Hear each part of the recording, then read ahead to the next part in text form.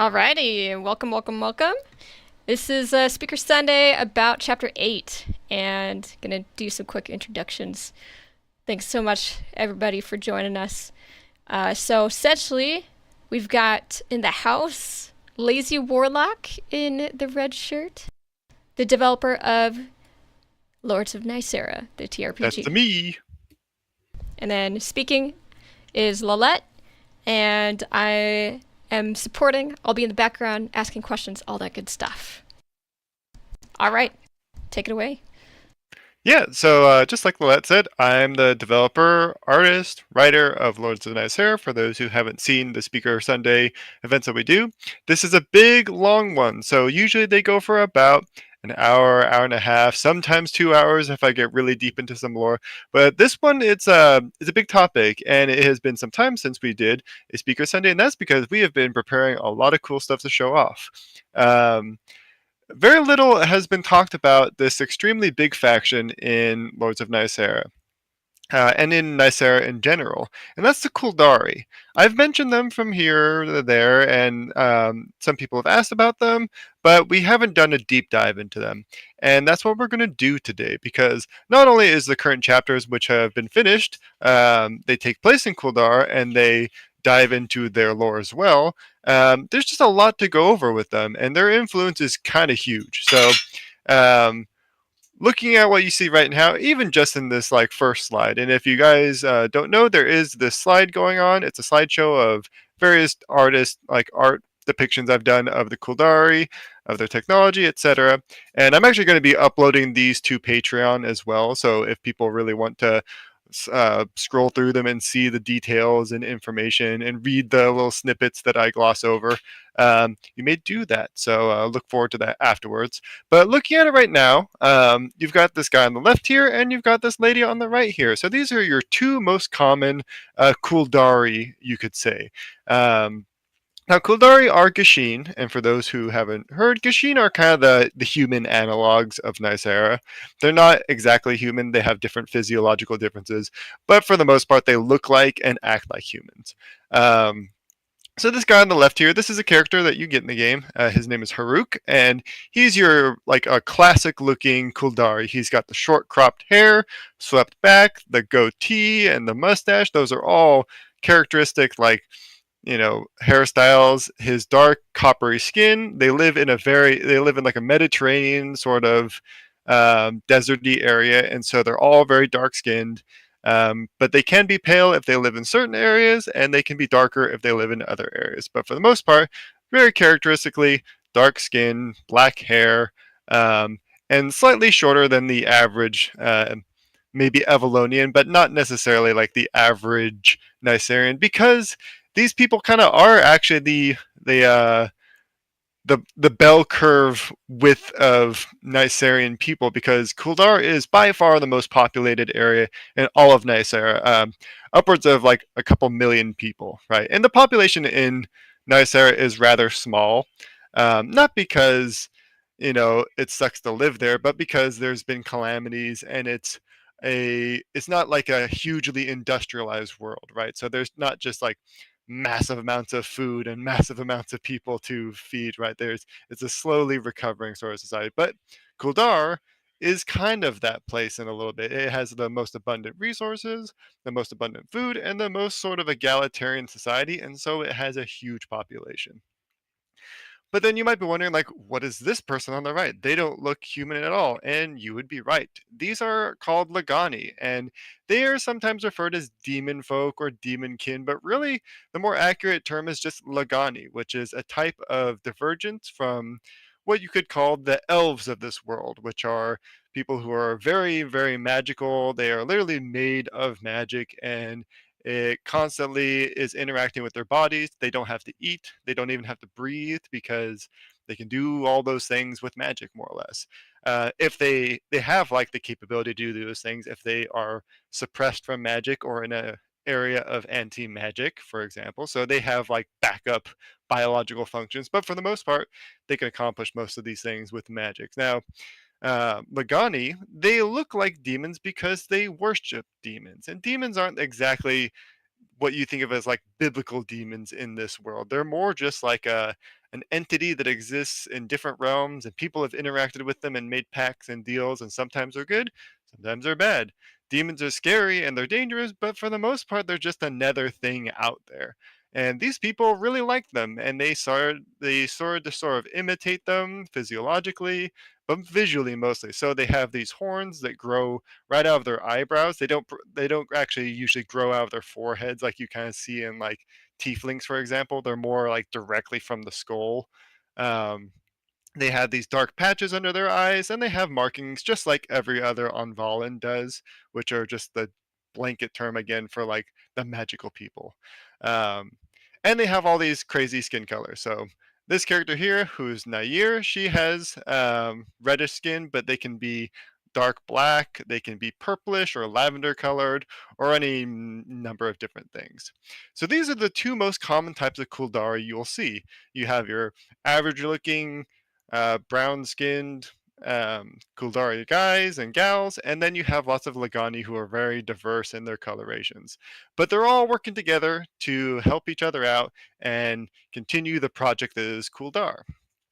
So to give another look of where they fit into the world, this is kind of the working map of Nysera right now, at least in the game. These are the places you'll be able to explore and visit and dungeoneer, all that jazz. You can see down here on the bottom, this is Evallon. That's where the beginning of the game takes place. But eventually, about halfway through the game, you visit the northern continent. And at the dead center of it is Khuldar. It occupies the largest area in all of this continent, and it used to be bigger actually, but it's fragmented now, not because of wars or anything, but because of just the calamities that came about before the time of the game. Um, but there's this, it's hard to tell from here, but these yellow and red patches, that's a desert. So they're mostly desert, and they're kind of surrounded by some jungles, and then they've got this huge mountain range up in the middle, but it's a pretty desolate place. And actually most Khuldari live in this big valley area off to the left. So this is called, it has a few names, but it's essentially the Jude Valley. So Judasia is the major capital right here in the center, and it's almost entirely supplied by the food and resources of the Jude Valley. And so that's where you'll see almost all the Khuldari living.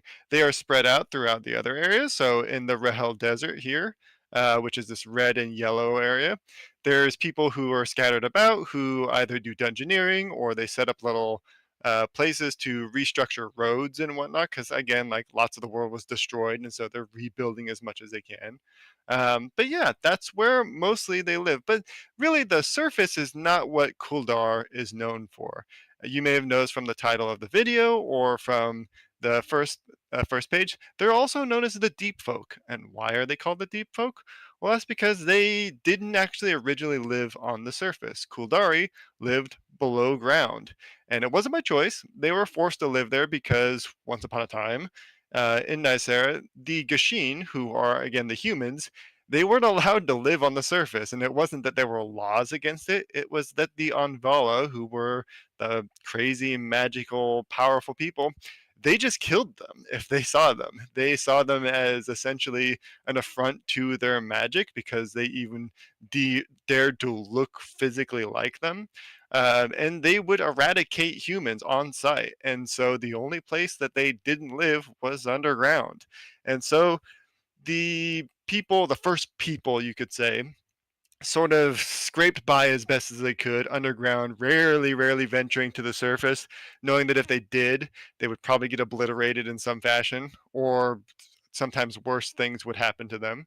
Um, and so the Khuldari weren't even a thing at this time. It was just the Gashin, as they were called, which in the Anvan language literally means less than filth. It's less than dirt to them.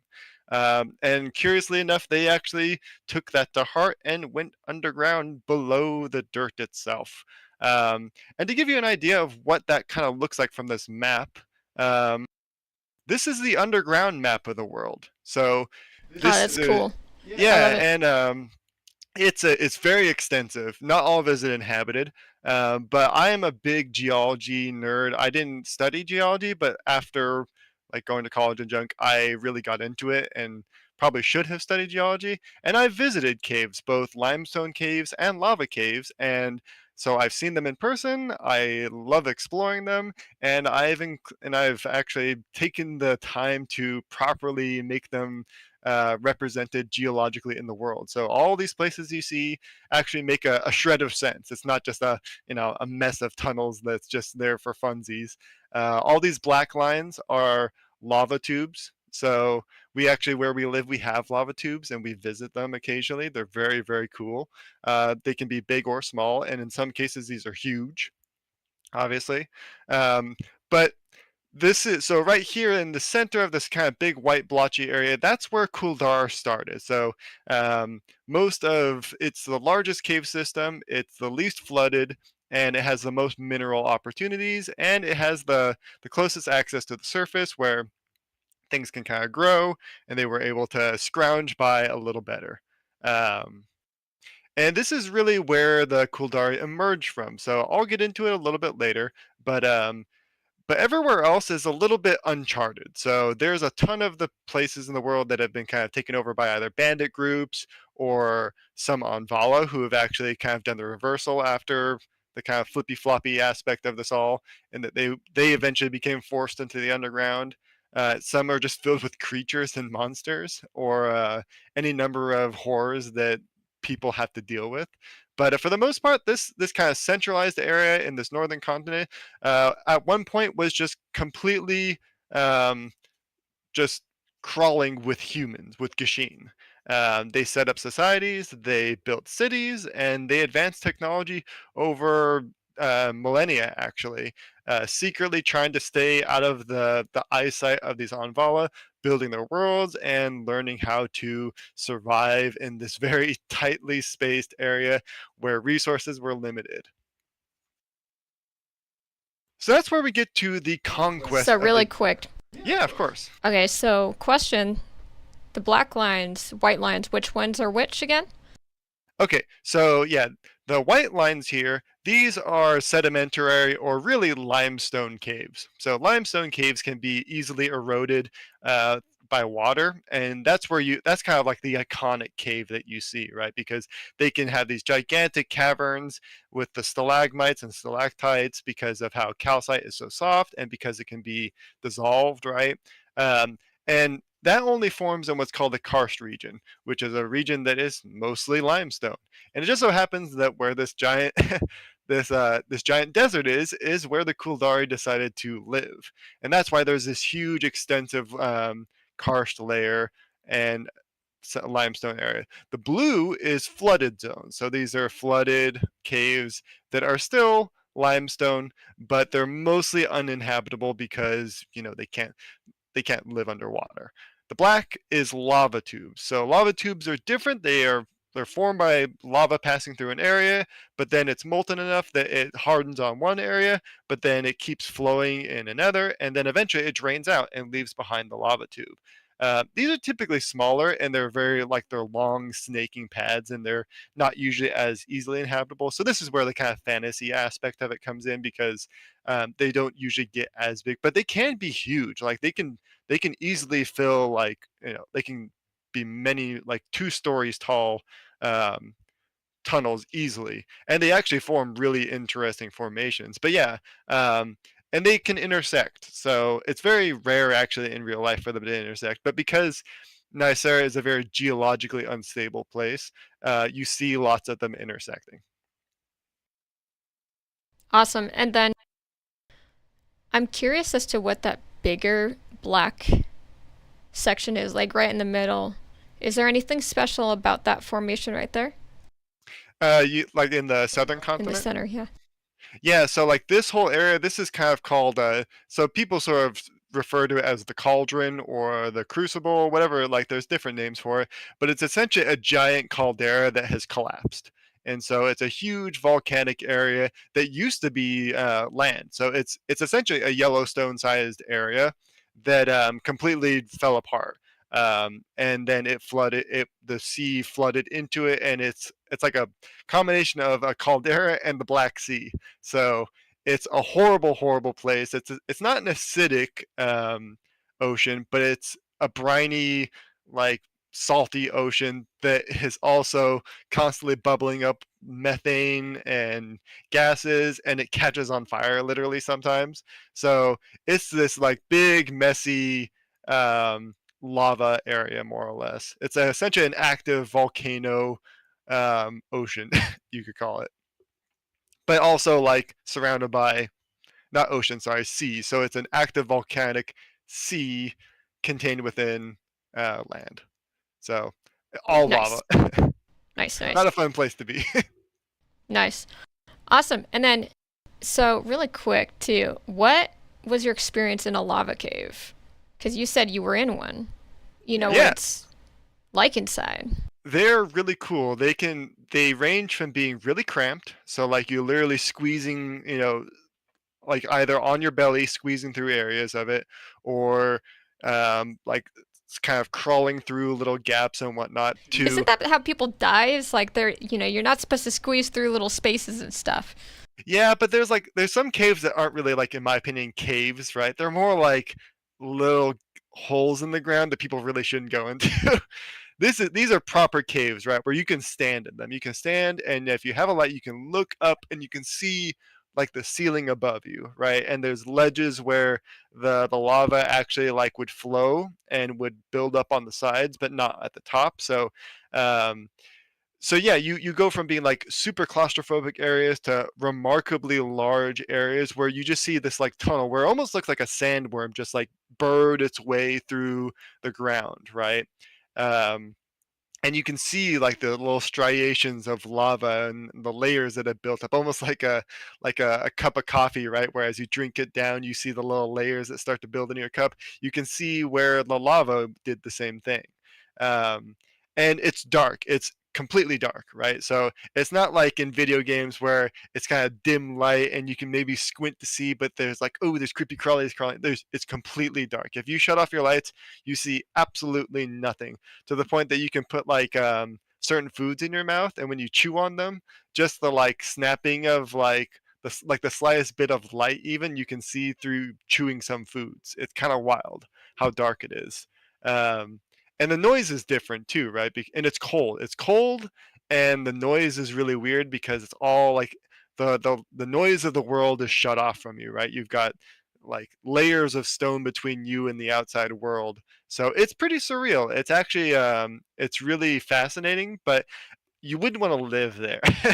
But at the same time, it's super cool. So I love caves. And that's not even getting into like the geology aspect of like what you can find in caves and whatnot, because there's crazy cool caves that if you go to, you can only be there for like a short amount of time because it's so hot and there's like fumes and gases in places that can kill you. So it's not fun. It's not like it's scary being in some caves, but for the most part, like caving is actually really interesting. Nice, yeah. Yeah, yeah, I love caving, and honestly, D&D is quite impressive with like there are caves everywhere, that you can stand in.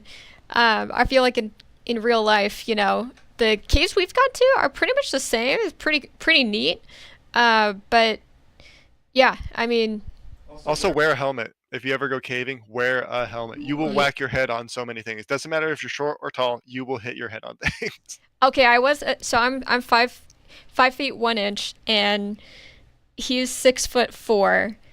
Um, and we both hit our head on things. Like, I was amazed. I've never hit my head on anything. And so I feel like I hit my head even more. Like, I was less careful. I'm like, where the heck did that rock come from? It just came out of nowhere.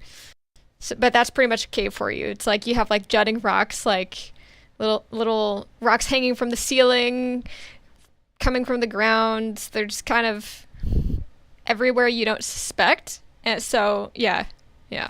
And it's dark, right? So like your peripheries, like they don't do much for you because like unless you have a light directly in front of you, which like if you got a flashlight, that helps, but really you want to have like a headlamp because then it actually helps you see things in your periphery so you don't hit your head as many times.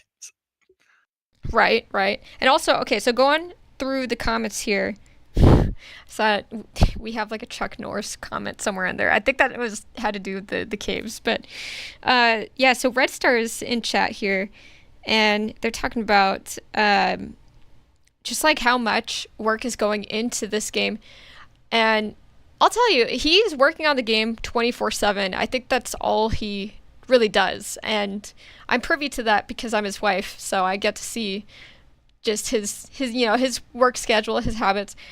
I mean, last night I was like, okay, I'm getting tired, so let's go to bed. And so he brings his tablet into bed if he's not ready to go to sleep. Usually I have to get up earlier, so I usually want to go to sleep earlier. But here he is on his tablet. He's drawing up lore for the game, and he does this often. So if you're wondering, how does one come up with all of this lore? Essentially, you meet a person like Lazy Warlock who is thinking about lore constantly and has basically directed that energy into his game. And then also, I mean, he's pretty much just tinkering on it all the time. I think I would classify this project as um, every, it's almost like every thought that he's had from his passions, etc. It gets funneled into the game, and in some form or fashion. So I think like a lot of his hobbies and interests actually make it into the game as well. So yeah, so geology for sure, 100%. That does not surprise me whatsoever. And then obviously D&D elements, because I think somebody said that some of your races, especially like the demons, had like a look similar to the D&D tiefling, and your favorite character is Shan, who's Yep. a tiefling in D&D, and so just having like an interest in demon folk, period, because Right. they're just really freaking cool and making it your own. Yeah, so like that's what's interesting though, right? Because like there's lots of because like obviously there's a ton of D&D influences in the game and in fantasy and whatnot. But at the same time, I deliberately try and separate um, the lore of the world, right? So visually, like I think people just love demons, right? Like demon Oh people, yeah, especially. I mean the There's a reason. horns, especially. You Yeah, can they're get just like creative with them. there's just something really like interesting about someone who looks like a demon, right? Because how does a society handle that? Like, are they evil? Are they cursed? Et cetera, et cetera. That's a Yeah, common thread in lots of cultures, right? and your demons look like Onis to me. Yeah, and like even because like but one thing I've like tried to not do, right? Because a very common thing is like, oh, I love this thing, I'm going to include it in my world, right? But then you realize, oh, but this is based off of like an Abrahamic belief, right? Or an old Sumerian god, something like that. Where it's like, oh, it's just like if you're not careful, you end up making it based off of our own world, right? So like the goat horns, for example, are a very common image of like demons in our world, and there's all kinds of goat horns, right? So you can come up with a variety of them, but if you make it a goat horn looking thing and it comes out of the spot on a goat, then you're inevitably using our iconic, like our imagery to represent that, right? It's like in what's it called, the not Rogue One, but the one where they're rebelling, the one we watched recently, Tony. Andor. Andor, yeah, okay. So there's a scene where it featured like what would appear as galactic goats, right? Like something just kind of out of this world. And it's no, it's these four horned goats. There's two horns that um, go up, and then two horns that kind of go out, like more horizontally. And yeah, they look wild, but they're actually like They're just normal ass goats in our world. they're just normal ass goats, yeah. So they basically took these goats and brought them into Andor because I'm pretty sure someone on the team was like, I'm pretty sure no one knows about these goats. Right, yeah. And sometimes you can get away with that, right? Like Yeah. you can find something so obscure and so weird and you throw it in there and it's like, you know what, this is so bizarre. Like even if people point out like that's the one of those goats, it's like, yeah, but it's still weird. And 99% of people are gonna be like, that's a really interesting looking animal, right? Um, and so that's where like I'm fine with taking inspiration, but I always love adding that like extra to it, right? How do I make it my own worlds thing, right? And so that's where like the demon folk come in, right? Because demons don't have the same um, meaning to people in Nysera as they do in our world, right? Where a demon, because like they're not even technically called a demon, they go by whatever name the people call them, or even that the demons themselves refer to themselves as. And so, if like a person says, "Ah, it's a demon," you might get people in Nysera who say like that's not really like accurate. They won't be offended. They'll just be like, "Well, that's not really true. They're just like they're a thing from this realm, you know, um, and they're not even malicious." And so imitating them actually became pretty normal. And in fact, the Khuldari, as we'll get to in a little bit, they in some ways revere and worship demons, and not like the we like made an evil pact and now our god will bless us with insane power so we can kill our enemies, right? No, they just literally think they're friendly, cool people that share ideas and teach people magic and help out the who sometimes are considered unworthy or the underdogs, right? Because they themselves are disliked by the other Envalans, and for reasons that are kind of unfounded in lots of ways, because they literally just kind of buck at the norms of the Envalans.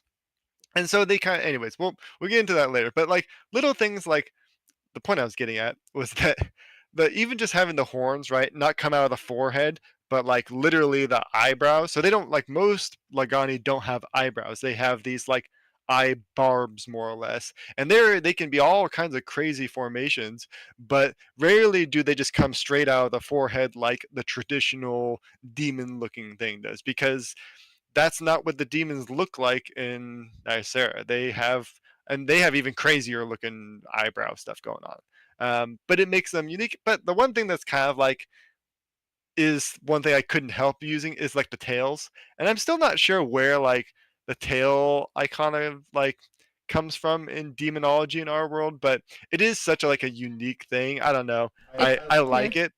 Yeah, Um, I mean, it's like non-human. You know, you're trying to push the right. boundaries of, oh, okay, well, that's not really human looking. It's like weird looking, and a tail does the trick. Yeah. Yep, yep. So that's one thing that Lagani have is, and not all of them do, most do, but they have the tail, and it has all kinds of formations too, right? So sometimes it's like a arrow shape, sometimes it's like a half hook thing, sometimes it's like a barbed mess or even a lion's tail kind of thingy. So there's a whole bunch of varieties because, as like the rule tends to be in Nysera, if you find one magical thing, there's 11 other varieties of it because there's 12 different elements. So if you find a fire demon, there's going to be a water demon somewhere, and there's going to be a storm demon somewhere, and they're all going to be demons. They're all going to be of that same domain, but they have different aspects to them, and they all have different varieties. That some Lagani said, "Ooh, I like that," because on Vala they have this like very flexible genetic code more or less where they can on the fly change their genetics and their expression, so they can go over the course of a couple days from looking like a regular looking elf person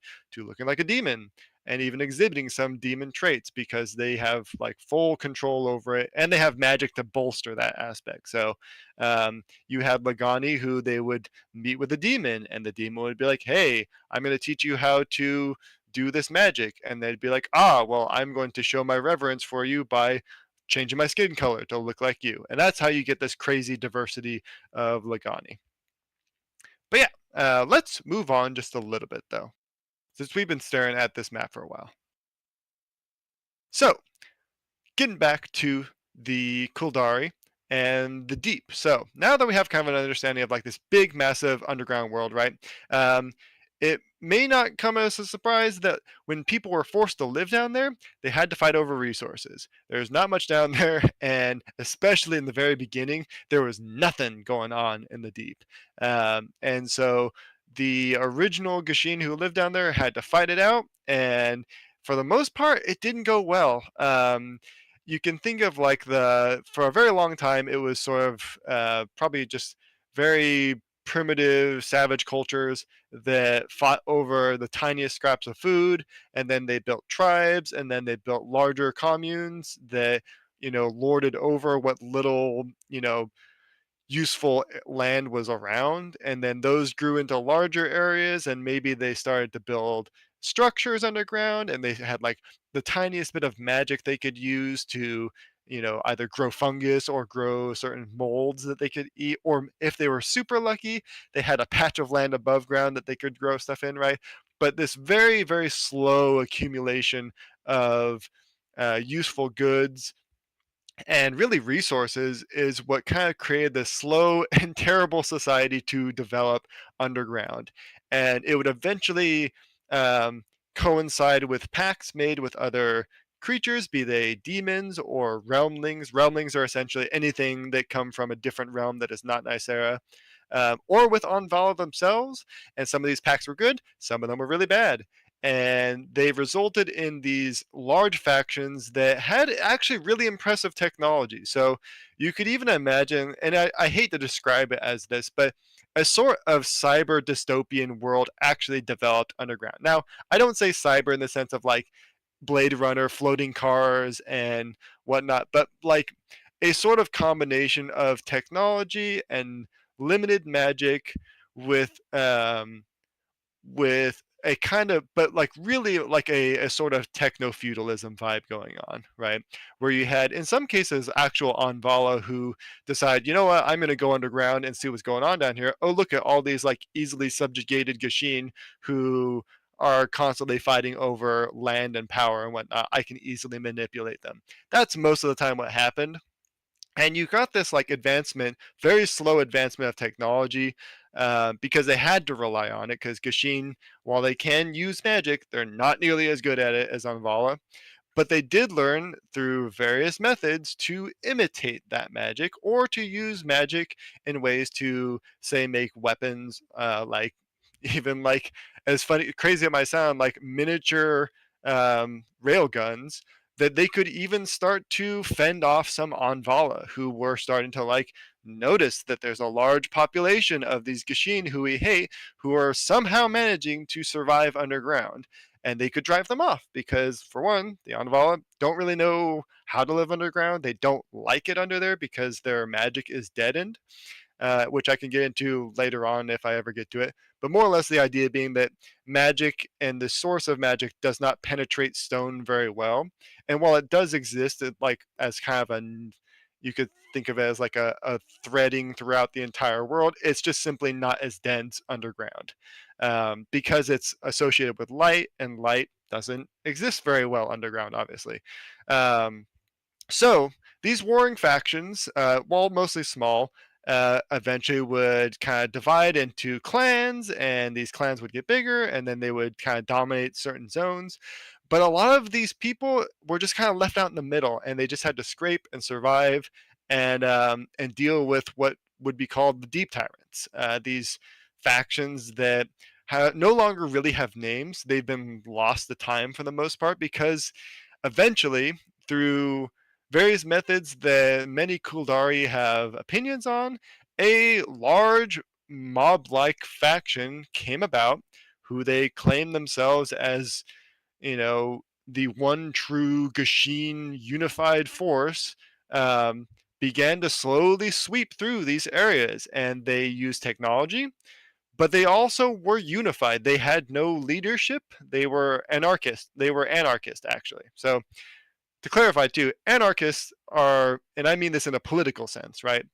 They did not recognize hierarchies, so they did not like, they've been subjugated for who knows how long by these deep tyrants, who were aided and abetted by Anvala, who despised the Gishin, and so they saw them as possibly the most evil force to contend with. And so they deliberately did not have leaders, so they couldn't be taken out by killing their despot or whatever. They were decentralized, so they could attack from any position. They had very complex cells of fighters. They used guerrilla attacks, all these things. And if you think of like, guerrilla tactics underground would be terrifying, right?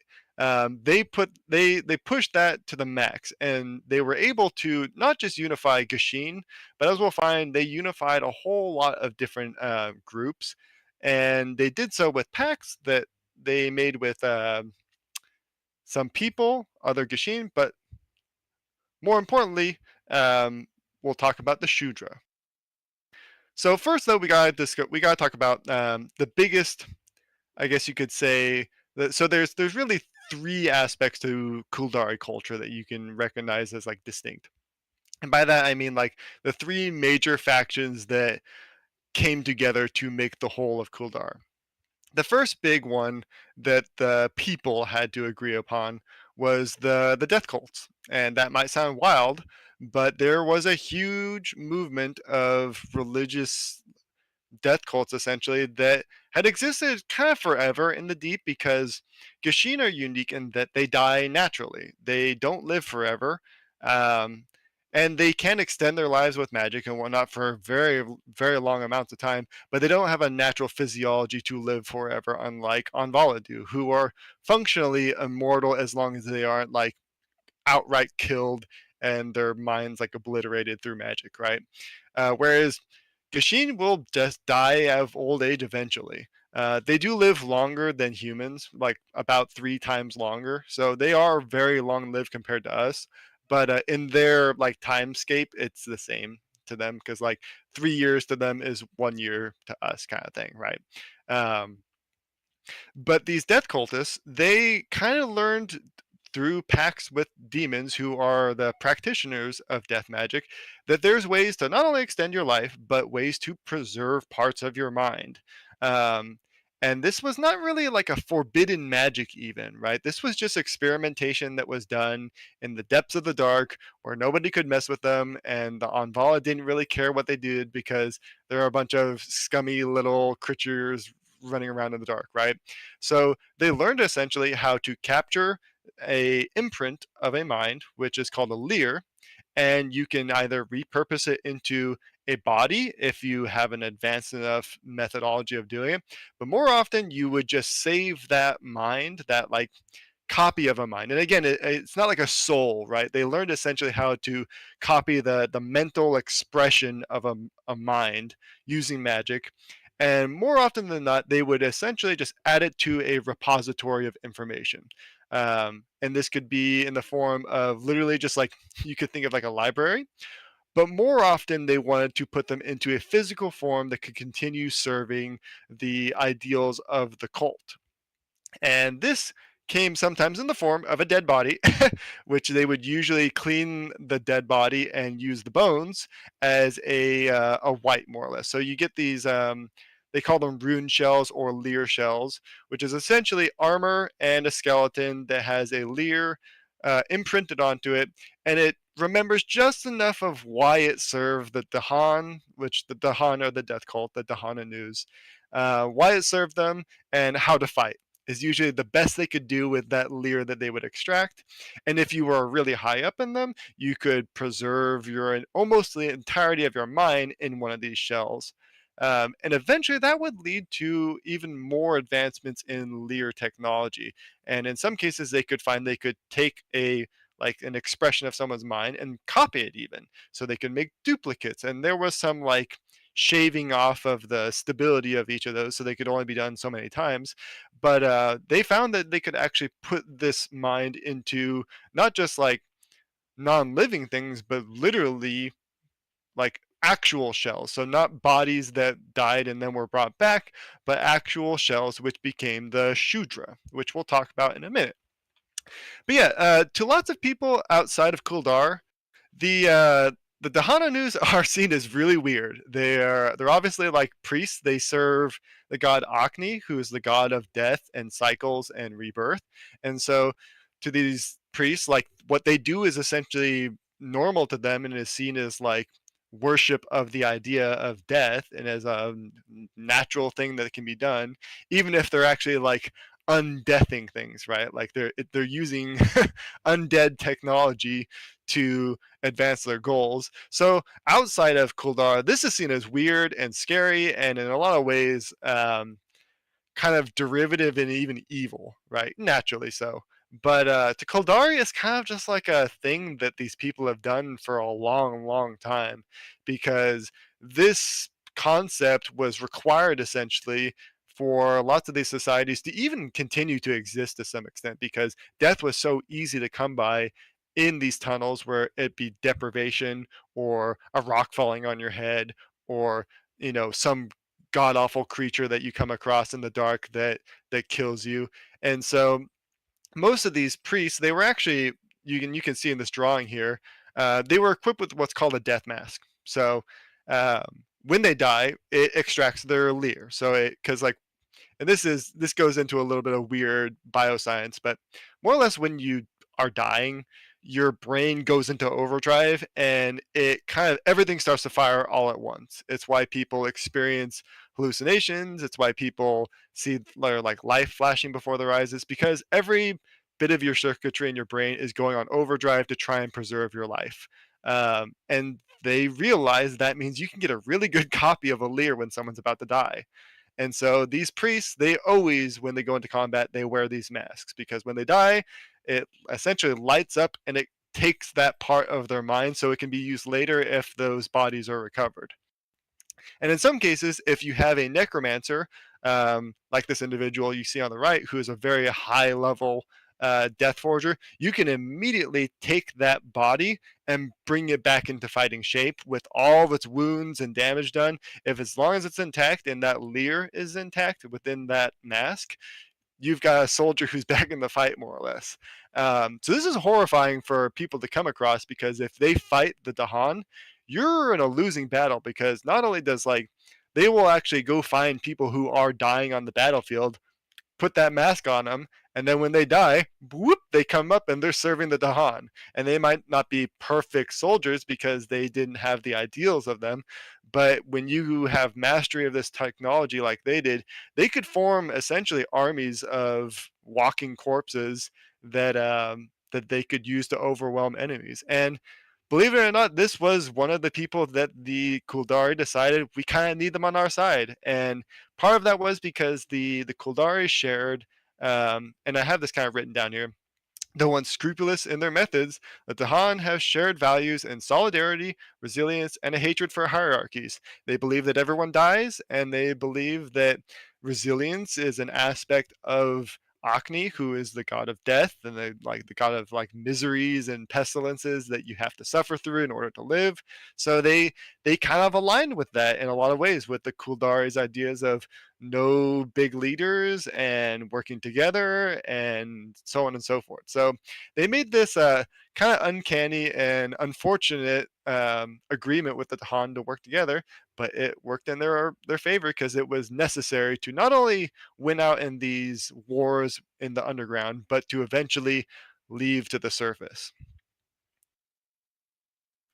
So we talked about bargains and some of these packs that were made, and right here we've got another Sharling, another Lagani, who is another character in the game, and this isn't exactly an example of like I just like to include the portraits, of course, but I talked about before how they also made packs with some Anvala, and not many Anvala went down there, but the ones that most common and sorry,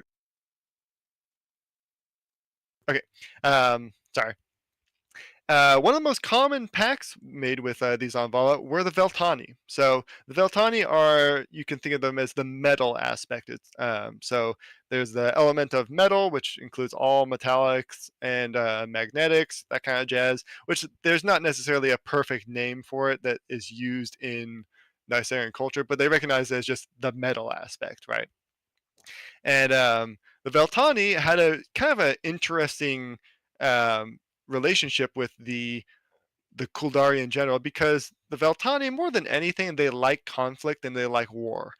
They not necessarily participated in themselves all the time, but they like seeing it play out. They like the politics of it. They like the drama of glorious deaths and people fighting for causes. And sometimes they'll instigate them just to see what happens. And this was the case with the Deep. So they made pacts with all sorts of these leaders that, hey, if you go to war with this other underground culture, we will teach you how to use this technology, which we don't have to bother with it because we just use magic. But if you do this, you can learn how to win this war against them, right? And sometimes it would work and they would be like, oh my gosh, we use this new technology of say like a linear bow, which is the rail guns. And then suddenly there's these linear bows that are showing up and people are just like destroying entire castles with miniaturized cannons, right?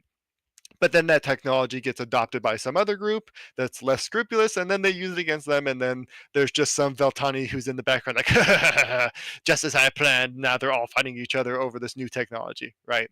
Um, so you get all these kinds of interactions going on, but the Khuldari, as much as they liked making pacts with other people they appreciated, they did not like making pacts specifically with the Veltani and other Envoy unless they really, really had to. Um, and so the most common was the Lagani, which they kind of just incorporated into their society. You see them all over the place, and they're kind of indistinguishable at this point from like what's a Lagani, what's a Khuldari. Most people just say they're kind of both the same, aren't they? It's not necessarily true, but that's just kind of how like Nyserians see it.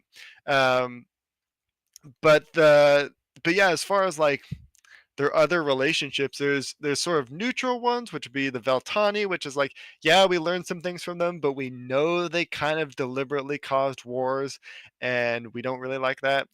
And then you have the more neutral would be, which are not shown here in any way, but the Tashaim, who are essentially the earth aspected, and they're more or less chill people who just live. They actually, well, they don't live underground deliberately. They create like caves, and they love earth and stone, and they kind of just chill in their underground domains. So they would come across them, and they would say like, get off my front lawn, sort of thing. And the Khuldari would just be like, yeah, we're cool. We're not going to bother you. And sometimes they would learn some cool things from them just out of sheer patience, but for the most part, they did make pacts with them. Yep. So that's about all I have to say about these guys for now. Just wanted to mention just like these dark bargains that they're made. I could go more into like what specific demons they dealt with, but that's kind of more for the game for and like which Veltani are known. But that's actually discussed in the game, and I want to kind of leave that for people who actually play it. But the big last one that is really important are the Shudra. So this is one of my favorite art pieces I've actually done to date, because it took a long time to design these guys, and it took a long time to really like sketch them out in a way that I thought was unique and reflected the Khuldari, and would be fun to actually include in the game. So Shudra, as I mentioned before, the Dahan and their kind of similar acolytes, they designed this shell technology, right? This ability to extract someone's mind during death, and not always during death, but usually in death, replicate it or insert it into another body, typically a corpse, to use as cannon fodder. But as that technology progressed, they realized they could build bodies and put them into that body, and it would last a lot longer. And sometimes it was just, oh well, you give them a suit of armor, and maybe you like just literally fasten that armor to the body, or in this case a skeleton, right? But that eventually developed into, well, let's just make a whole suit of armor and not even bother with the weak human body, right, which has its limitations. Let's just build things and use our advanced artificing to make these bodies, and then put one of these layers inside of it. And that's where essentially the Shudra were born. So these Shudra, they come in all kinds of shapes and sizes, because once this technology took off in the deep, it became essentially the status quo on how you build your group. Because Shudra, they could essentially be made to do any task. They could be, and you got these little dancing sprites up here. These are actually in game. They have their stats, they have their abilities, they have their effects and everything. It's a lot of fun. They could be literally like cleaners, where they're just like little Roombas scrubbing along the tunnels that are carved out. They can be these guys here, these like floating puffy looking things, which they're extractors and ore miners, where they just float along and they just carve out areas and leave behind bricks with their little laser beams that they can just like cut out from the stone exact things. And then behind them, they've got little assemblers that build a little road. Like, this technology completely revolutionized how the underground people lived. But that also meant that they used them as warriors. And so these tyrants had no problem with making enforcers and creatures that could not be killed by conventional means, where blades did essentially nothing to them and only advanced weapons could kill them, or magic. But again, magic was not super useful down there, because deadened and they're all Gashin who are bad at magic anyways. Um, but they still were made from people's minds, right? So they weren't just like they're not AI, right? They're really built from a person's mind, and sometimes those minds were doctored with magic and changed or truncated to remove parts that they didn't like. But in the end, they came from people, and this was how the Khuldari would eventually pull them to their side, because they learned not only like could are these minds malleable, because they are an imprint of a mind. They can be swayed, and sometimes that meant they had to introduce, sometimes magic that would kind of unlock them, so to speak. But lots of times they just had to convince them, because like these guys, they can talk and may not look like it, but they can speak and interact, and they have their own thoughts and emotions about how they're being used. And it really didn't take a whole lot of convincing to tell them that, like, once we get rid of these tyrants, you'll just be Khuldari. You won't be the Shudra laborers that we require. You'll be just another person living amongst them, because the Khuldari wholeheartedly believe that, like, these guys were them. They weren't just their servants. They weren't just a subclass of people. Yeah, some of them are like little drones that don't have any like thoughts or creative ideas. But even to the Shudra, they kind of viewed them as like, well, yeah, but they're like the oxen of our world, or horses to us, right? Like, we don't want to abuse them still, and they deserve the same kind of respect you would give to your animals that you would have on a farm at a bare minimum, right? But these sentients, as they would be later called, uh, they were right on board with joining the mob, getting rid of the tyrants, and making a proper place for themselves in the world. And the benefit to them was they got proper maintenance, so they would get like better equipment and replaced parts and updates. And I say updates to the Lears. It's not like a electronic technology, right? It's a magical source that uses forms of electricity. But again, this isn't like a CPU that's inserted into them, right? It's a specialized core that extracts this mental essence through magic and is able to access it through very advanced artificing that uses magic. Because electricity does exist in the world, and it is used in various like minor ways, but for the most part, the technology down there was not what we think of as technology. But yeah, this kinship, it continues to the like modern day in Nysera. There's very few of these so-called sentients left, who lived during that time, because just time and age wears them down, and their leers are not always perfectly intact.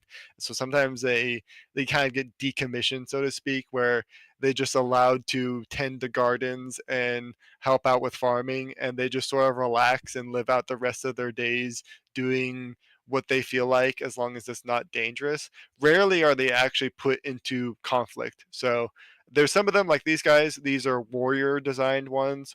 They were built for war. They were very good at killing things, but they don't always like to. But sometimes they don't know what else to do. And so they join the Gwyths. So Gwyths are kind of the policing. They're not really police, but they're sort of the defenders of Khuldar. So you'll hear that term a lot in the game. Gwythir, Gwyth, it means the same thing. So lots of times they join the Gwythir because they're very good at killing monsters, because they're made of metals, right? And they don't tire very easily. And they're almost immune to magic in lots of senses. And so they can just sweep through with their arm blades, killing monsters left and right, and clock in after hours and hours of killing, right? And not think anything of it, because they're helping Khuldari from not being savaged by these like grotesque creatures that live underground or above ground. So they live pretty nice lives, actually, compared to where they used to. Living under the will of the deep tyrants, as you could probably imagine, they were expendable. They were replaced at will. Usually, whatever leer they had was just extracted out through their core if it didn't serve its purpose, and then their bodies would be reused, repurposed, and whatnot, scrapped if needed. And so they actually live out pretty nice lives with the Khuldari compared to where they are. So they think it a pretty good deal in the end. But like the Tahan, they were necessary because they could do tasks that a human body couldn't. Because the caves, as we kind of talked about, they're very dangerous. There's places where there's fumes and toxins and stuff that just kills people, just kind of outright, unless you have either like special technology to go through it or whatever. And these guys can just kind of shrug it off because it's like, oh no, toxic methane fumes, whatever, I don't breathe, right? So they can just waltz through places and do just fine. Or they can outfit their bodies with heat resistant metals and go through lava tunnels just fine. Whereas even in specialized equipment, people just get cooked by those kinds of things. So yeah, this portrait here specifically, I forgot to include his name, but he's actually a character you can recruit. So for those wondering, you can 100% recruit this guy. His name is Chigu, and he has a lot of fun conversations with everybody in it. All right, so I've had a few people mention. So this is a fun slide, and hopefully it actually comes through in the video a little bit. But I've had a few people ask me, like, how do you even design your tile work, right? So for those who aren't aware, when you make a game kind of like Fire Emblem or really any 2D game, a really easy way to make it is with tiles. So lots of the maps that you see in these games, they're actually just a sprite sheet with a 16 by 16 image that you can just plop down in any way you want um, onto your maps when you're building them. And so it does have some limitations because you can't really, like, to make a contiguous um, curve, for example, requires like a tile for every one of those parts. But if you're clever about it, you can make really neat modular systems. And to do that, I usually start with just drawing what I think it would look like and how it would translate easily to the game. So you can see up here, you have lots of little sketches. I have sketches of more Shudra who patrol the tunnels and whatnot of the deep because they are still there. So I forgot to mention that. The Shudra are still all over the place. There were tons of them built. In some cases, there were more of them built than people actually lived underground because they were just so convenient and so easy to manage to some extent that they're still all over the place, and they still patrol either cleaning up or doing their original tasks, be it mining or expanding tunnels, sometimes under the guidance of Khuldari, sometimes just because nobody's there to stop them, and they just keep doing their directive over and over and over again. And this leads to some bad encounters because sometimes they're defenders and they don't recognize a person and they just fight them. But yeah, over here you have just like drawings I made, like I think maybe a year ago. I don't know how long ago it was, but I just started drawing out stuff how I think the deep cities would look like. Sometimes it was architecture, but most times I do little boxes to show like, okay, this it needs to fit within this, and it needs to, you know, be easily tiled. And then I just start putting it in the game. So I start doing the pixel art and test it out and say, oh, look, that looks really neat. And that's how you end up with even just a small snippet of this map here. You can see like I've got these like long, weird looking houses. Everything's kind of this obscure shape. It's very bony looking because, again, like these were people that were fascinated with death because they were the only sentient creatures really that they knew of that died naturally. So bones and skeletons became sort of a cultural fascination and symbol. So there's lots of like rib looking structures all over the place that are kind of like have fallen out of vogue, so to speak, because and even the characters in it will mention like the stuff looks very different down here, and they'll be like, yeah, well, it was a different time and a different culture. They like death was so common to these people back then that they began to worship the concept of it because it was inescapable. Whereas nowadays you can live up in the surface with plenty and sun, and yes, there's still dangers, but not like there used to be. So Perrine here at some point would be like, wow, the architecture down here looks very different than modern day Kuldar, and that's why. So yeah, the old cities are essentially the abandoned cities that the Khuldari no longer use because at some point once they had conquered the deep, at least their portion of the deep, which is mostly like the northern continent, they had entirely conquered at some point. Um, the next question became, what do we do next? Because we've got the surface and we're still kind of not thriving down here. Like we're living, but like we should be on the surface is really what they came to the conclusion of. And and eventually they won out in that long battle against the Onvala, which is probably something that needs to be covered in a whole other. And I say this almost every time we do a Speaker Sunday, but this conflict really is like the defining like point of how like Nysera as a place exists nowadays, where the Khuldari um, decided we're going to be on the surface and we're going to find a way to either defeat the Onvala or convince them that we deserve to have a place there. Um, and they fought this long, much longer than their wars to take the deep. They fought against the Onvala until they had their place, and it was long and bloody, and there was many a genocide, unfortunately, on both sides. But they eventually carved out an area, and at some point, the Onvala could not fight back, and the Gashin, who were the Khuldari at the time, took over most of not only their continent, but they spread their influence even to the other continents in the south.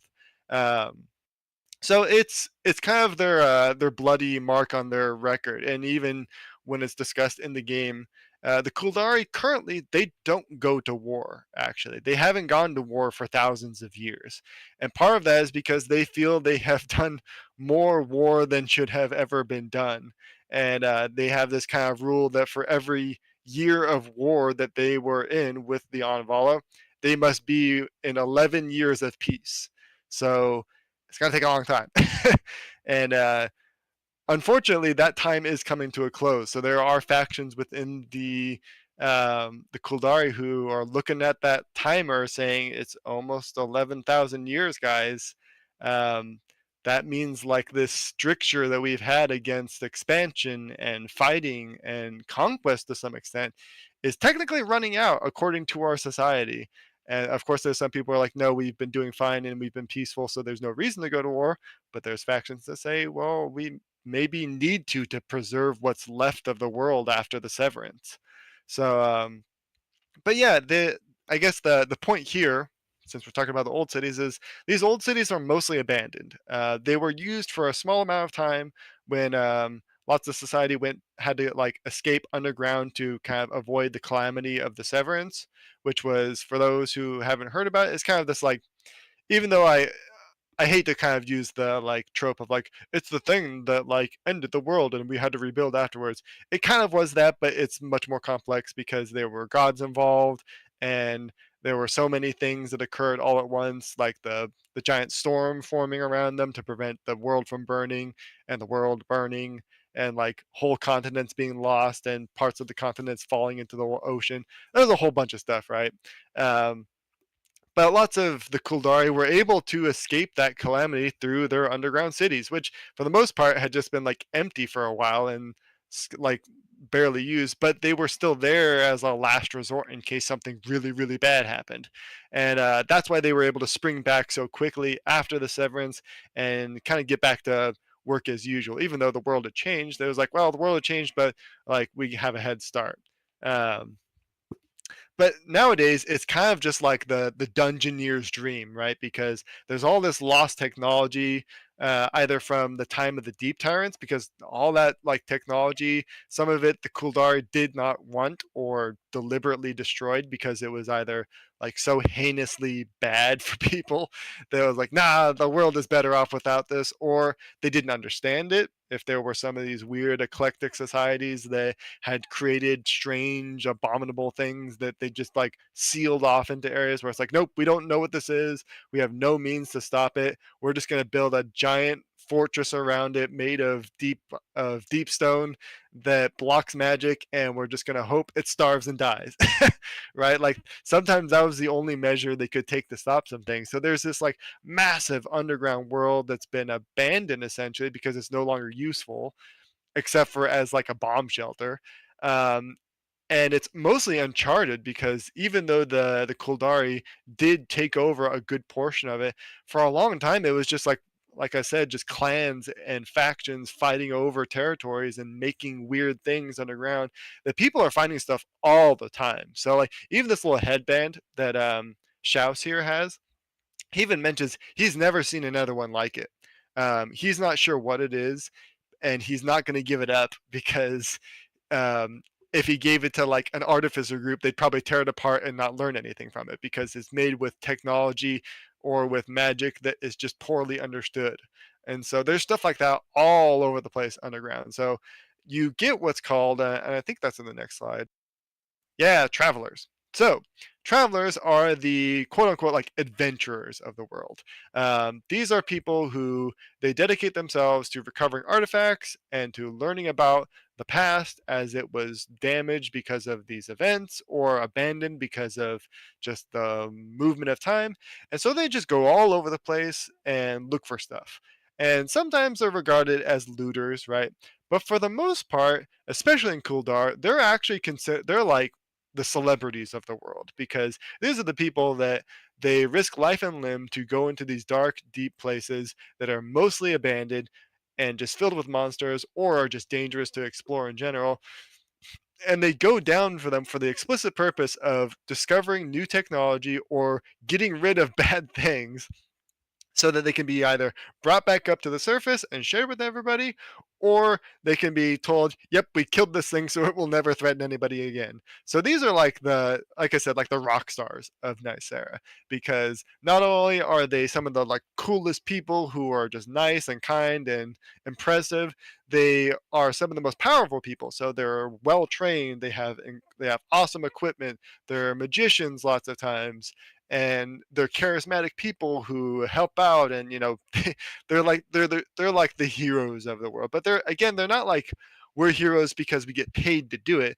They're heroes who willingly volunteer to do that stuff, and therefore they're provided with awesome equipment. So looking at these two guys here, these two are like kind of the two current famous people in Khuldari.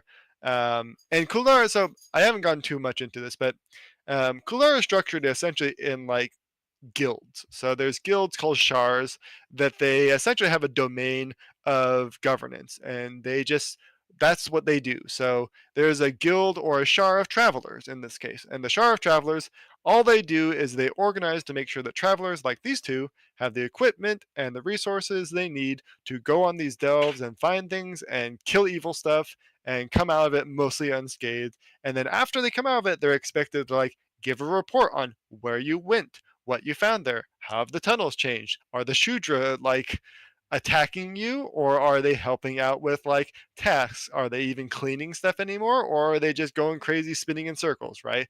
Like they're expected to give these like big detailed reports on what they find because they're essentially public service people who are also awesome cool people that carry this equipment around that the average individual doesn't need. So like this guy right here, this is Elthrid. And these are actually two lords that you get in the game. So, as is noted over here, I now have all the lords in the game sprited and with all their equipment and whatnot. And it's awesome because this was kind of a long term goal because there's 5 lords in the game, 5 leaders that you can choose and swap between.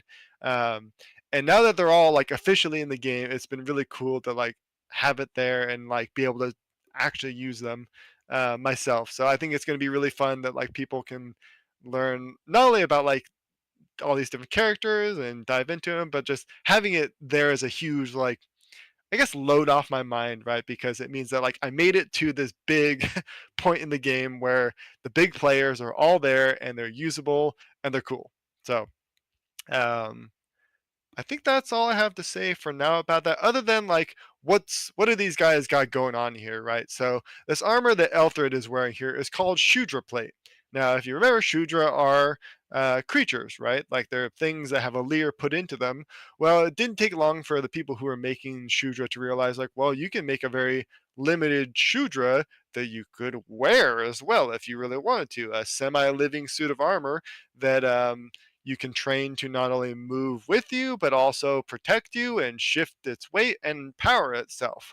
And that's what he's wearing right here is essentially an old suit of Shudra plate that he's recovered himself, and he's missing like a shoulder pad here, right? So it's not fully complete yet. But these things are so old and so ancient and so rare that even just having an incomplete set is a huge boon because the metal itself is reactive and it will regenerate because the Shudra that like the Lear that lives inside it, and you can actually replace them. So like people are finding that, oh, these Lears, they either like fizzled out because they didn't have access to a power source, which in this case is like magic, right? Or it was burnt out through an attack or any number of things, right? They'll actually remove the core and they'll find essentially a more compatible Lear that is, because like these Lears, remember, they were once living people in some fashion, and the Khuldari, they only make Lear from Khuldari. And if you try and say use a Lear and you're someone from a different continent that doesn't share the ideals, in a way they kind of like, there's this like sense of knowing that they have this sort of supernatural aspect to them where they will refuse to work with some people. So you could, you can't just like kill someone who's wearing a Shudra plate armor, be like, aha, I have this like brand new suit of armor, and then you put it on, and then it just like makes you fall to the ground in a heap because it doesn't want to be moved by you, because they have this weird mental familiarity to them, and they get used to their wearers actually, and they will rebel against someone who just killed their wearer. So they're very interesting, and Elthrid himself even has been trying to find an artificer who can help him finish the suit, because the Lear inside is itself kind of old and not functioning as well as it should. So over here is his wife. So these two are actually the first couple that you meet that just starts off as a couple in the game as well.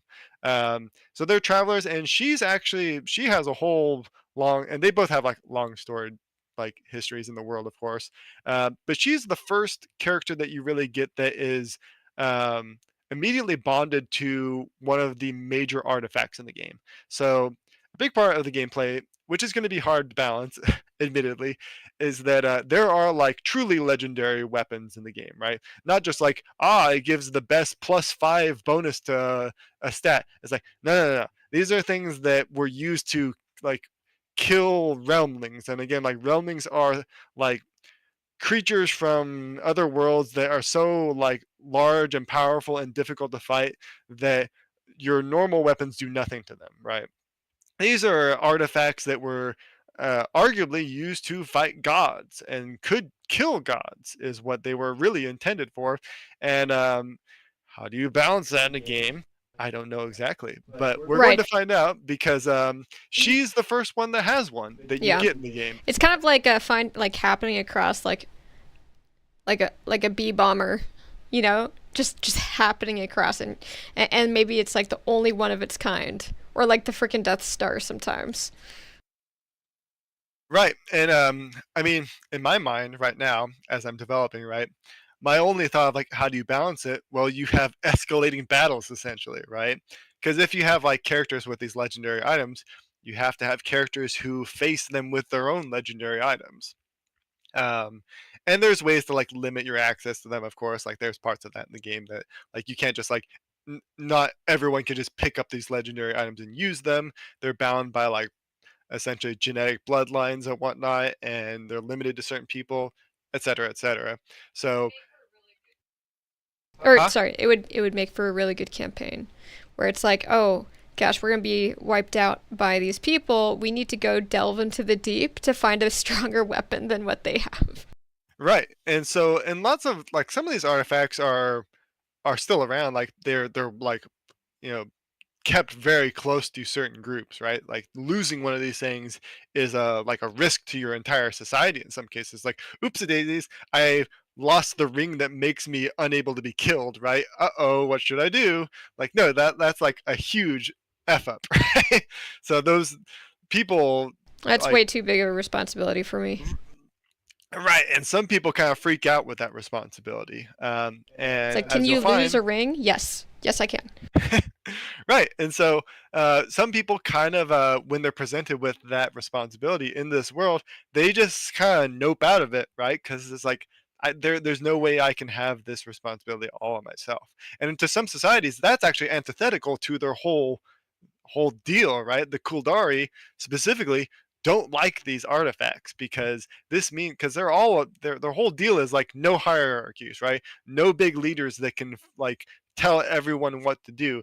And if you give people items that can do that just by having a specific bloodline, that's a huge threat to their whole society. And that's why there's this like these grumblings in the world of like, will they actually like break their vow of 11,000 years and go to war to stop some of these people, right? Whatever it may be. So again, don't want to get too much into like the story without Yeah, spoiling no things, worries. right? We do have a question from chat, and one Yeah. of them is about the Shudra plate.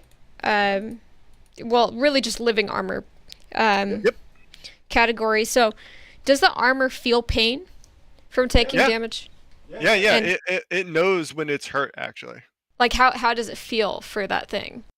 Yeah, so like that's a big like ethical question, and actually there's a faction of Shudra that specifically they go around and they find these Shudra plates and they either destroy them or they remove the leer from it and plant it into a proper Shudra, right? Like a proper living thing, and they rehabilitate the leer into something that understands like, no, you're like a living thing and you have a like autonomy and whatnot, and you don't have to be a suit of armor.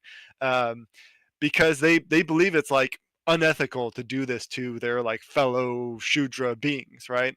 Because these armors are so advanced that they like they're tactile, right? Because you can actually feel your environment through them.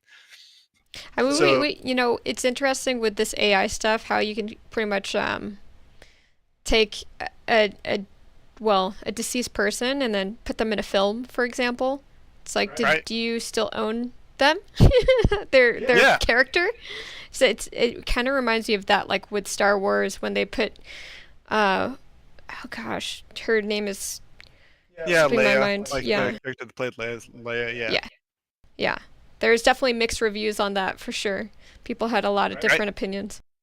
Yeah, and like lots of people in Nysera do not like this technology, right? Like Lear technology is really unsettling to lots of people who, especially if they believe like when you're dead, you're supposed to be like, But I do you're get it where it's like, you know what? If I was fighting this battle and I knew that I wasn't going to survive it, but my friends were still going to be on the battlefield, I think I would be open to actually being like, you know what?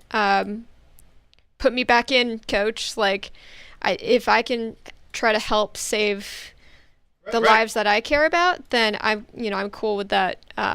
right. And like if you so there's this phrase in the Warhammer games for the Warhammer nerds out there, right? For like the Warhammer universe in the Imperium, that like only in death does service end, right? Like that's kind of the motto of the Imperial Guard and and like Well, yeah, I'd be the like Space so Marines. pissed, like if like, oh, well, I had this like dream to take back this place that so my family could have a better life, but then Right. I would be really bummed out. I'd feel like I like didn't finish my task. So funny enough, like I feel like if I were ever put in that position, I would become like a Shudra, right? But then maybe my leer would get broken after the objective is completed, and that's when I would need to be fixed because I didn't give any instructions after that. And so I think like that leer or what have you, is like it starts to get lost, and maybe that's Right. like where like someone needs to come in and be like, okay, let's like realign this so that it's more moral. Yeah, and so that's where the Khuldari really came in, right? Because like Lear technology was powerful, but it was misused in a lot of ways. Um, and so it became really like a cultural sentiment that, you know, that service to the cause doesn't end in death, actually, right? That you can like provide for your family and protect your loved ones even in death. And that's, to some extent, like it's still kind of a dark like thing that like that was required, right? At the time that like, But like what you said, it's like they were fighting a gruesome battle yes, in the dark, in the right, depths, and against these creatures that practically couldn't be killed, but then they eventually found a way to do it. Like that must have been terrible.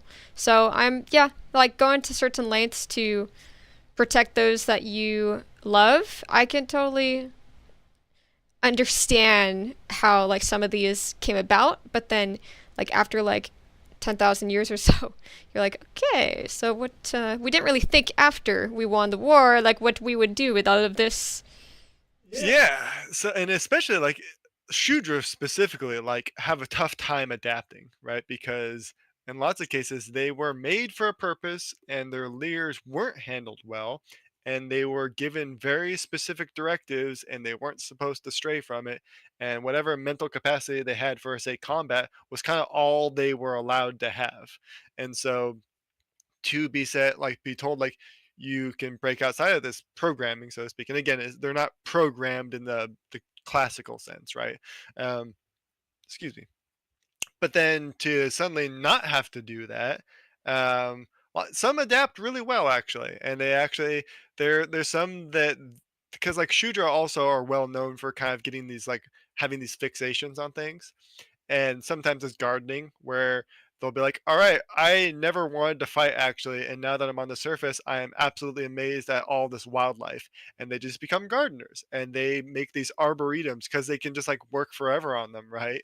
And so they build these incredible arboretums where where they share their like knowledge of botany and what they've learned to all these people, and they have little sermons, right, where they'll be like, okay, like today, like we're going to go visit so and so's arboretum, and this shooter's going to teach you all about everything they've learned over the last 300 years about growing cacao plants or something, right?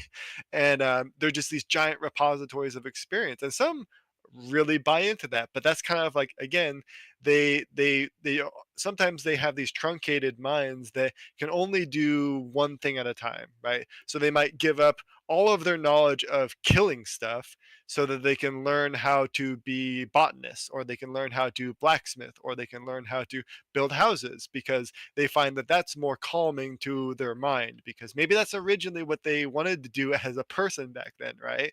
But they were forced into war, and then their leer was extracted and only used for war, and then that little glimmer of them that was still there is allowed to grow and nurture itself into something more honestly useful to society. And that's why the Khuldari love them, because they've found that when you rehabilitate lots of these warrior Shudra into something else, they're happier for one, and they're more amiable to people, and they can preserve so much knowledge, and they can teach people, and they actually love teaching people all these different things.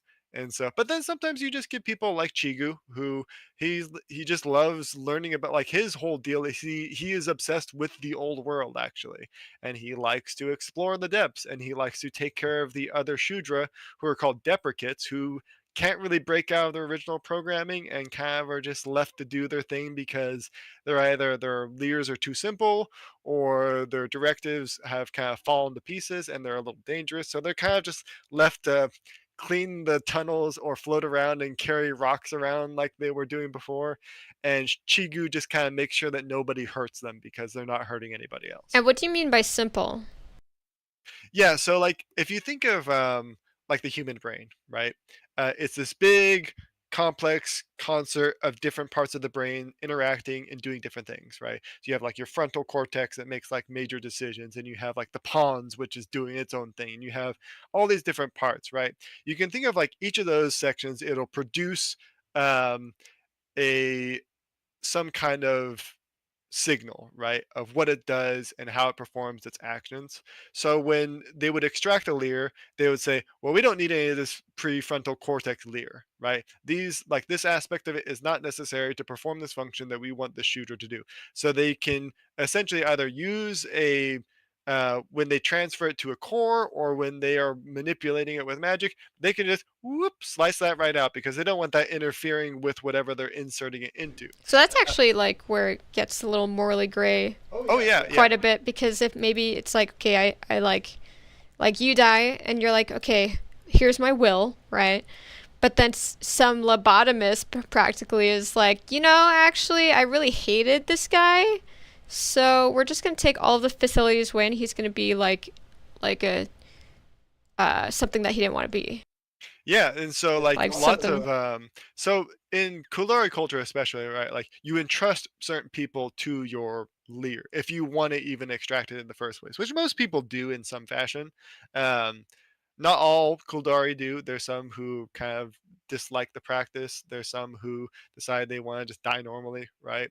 But in the death cults, you don't get that choice, not easily at least, because kind of by buying into that sort of world, they expect you to give up your leer so that it can not only be used as a repository, but it can be used to train other warriors, that it can be used to make a white if needed, or multiple whites. So yeah, the death cult is well known for kind of lording over these leers, because they know its power. They've used it since essentially their entire existence. And so yeah, there's a lot of controversy still to this day, like in Nysera, over like how do we handle these leers. If you have someone who's just a family member and you do the ritual, like the funeral rites essentially, where their leer is placed into like a family library, and it can be more or less accessed like an access in the sense that like it still has to be inserted into something that can be used like to communicate, right? It's not like a data file, not exactly, at least. It can only function when it's doing what it's supposed to do, if that makes sense, right? Like it has to be operating as a whole in order to express itself. It can't just be like you can't just be like, oh, what's the file name for so and so's memory, right? And then let's access that memory. No, it has to be inserted into a shudra, for example, that can say, when you speak to it, you say, what was your memory of this thing? And then it'll communicate to you. At least that's how it typically works. There's like advanced versions of technology that, again, some of it left in the dark of the deep, that people are looking for, that can simply do that stuff. And there are less scrupulous people who built those technologies, right, who are like, no, I don't care about the will of these people. I just want their memories and their experience, and we're going to capture that into a database that can be accessed. Like that was some of the projects of these deep tyrants, but those same projects were either literally just destroyed by the Khuldari because they're like, no, this is wrong, and they just got rid of it, or they didn't know it existed because the deep is huge and sprawling and has multiple layers and areas that were carved out. So yeah, there's some crazy stuff that goes on there that is in the lore, but like not always going to be able to fit into the game. Like I can't put everything in the game, obviously. That Yeah, would be so nuts if you stumbled across an archive of Lears and you had to make the decision whether to destroy them or not, or process them. And I mean, it sounds really challenging. Like there's not a whole lot of people who can. So yeah, it's a complicated thing, and I think it's really like it's an ethical question that I think is familiar enough to us right now, right, as like people in our own world, because we're facing this sort of like looming question of AI intelligence and deep fakes, and the ability to, just like you said, to copy someone's likeness and voice and even their thoughts to some extent of how but it's they not a. Is present it a themselves. copy? It's a copy, or Well, I mean, I'm talking like in terms of our world, right? Like you can copy people like through technology, but like in this world, like it's a copy in the sense that like it. So I like to describe it as so the way so I gotta be really discreet about how I say this. So the way like genetics work, right, and specifically genes and DNA, is you have this helix, right, that has two sides that have alternating um, coding, essentially, right? What happens is that when you pull that away, it can be used as a strip of information that can be replicated into RNA and used for proteins and all that jazz, right? You can think of essentially a leer as the RNA or the copy of that gotcha. DNA. So it has one half, but only one. It only has the half, right?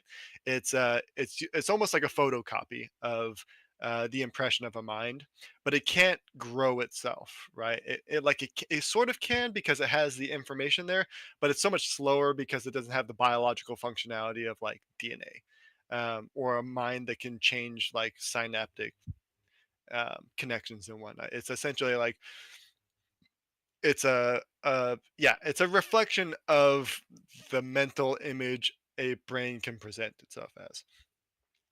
So it's not like a copied mind because again, like it's not biological; it's a magical copy, and therefore it can be influenced by magic, and that's what like gives it its flexibility as well. Because if you know what you're doing with magic, you can manipulate that leer. And you eventually come to find like in the world, like this technology that the Khuldari have like cultivated over, and like the Khuldari and the deep folk who came before them, they cultivated over however many centuries, is like simplistic to the Anvala. In fact, it's seen as so like crude, it's offensive to them actually, because they've been using their version of Lear technology for even longer, and is actually even more complex, but like also streamlined, because they don't have to build Shudra or shells or anything.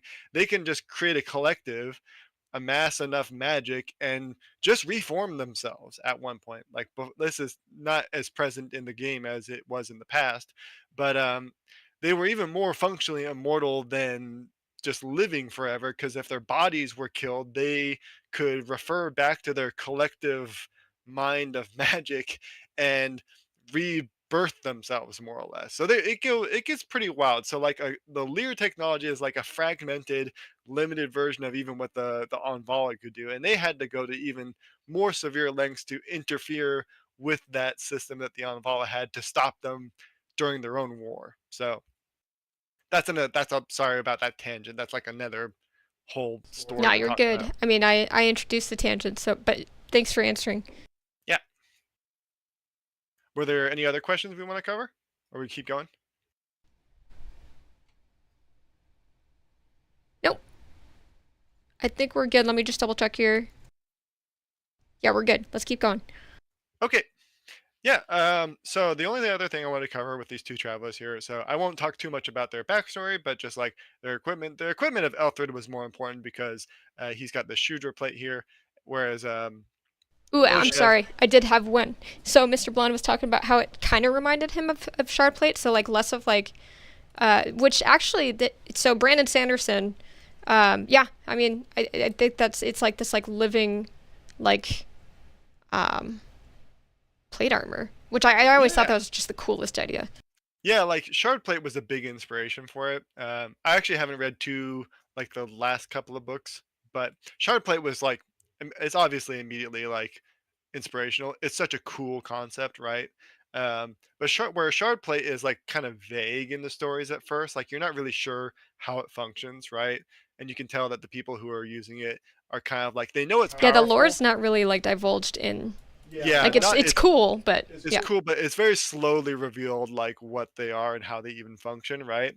But the very concept is awesome, right? And I think that concept like is like it's hard to not want to use that concept, right?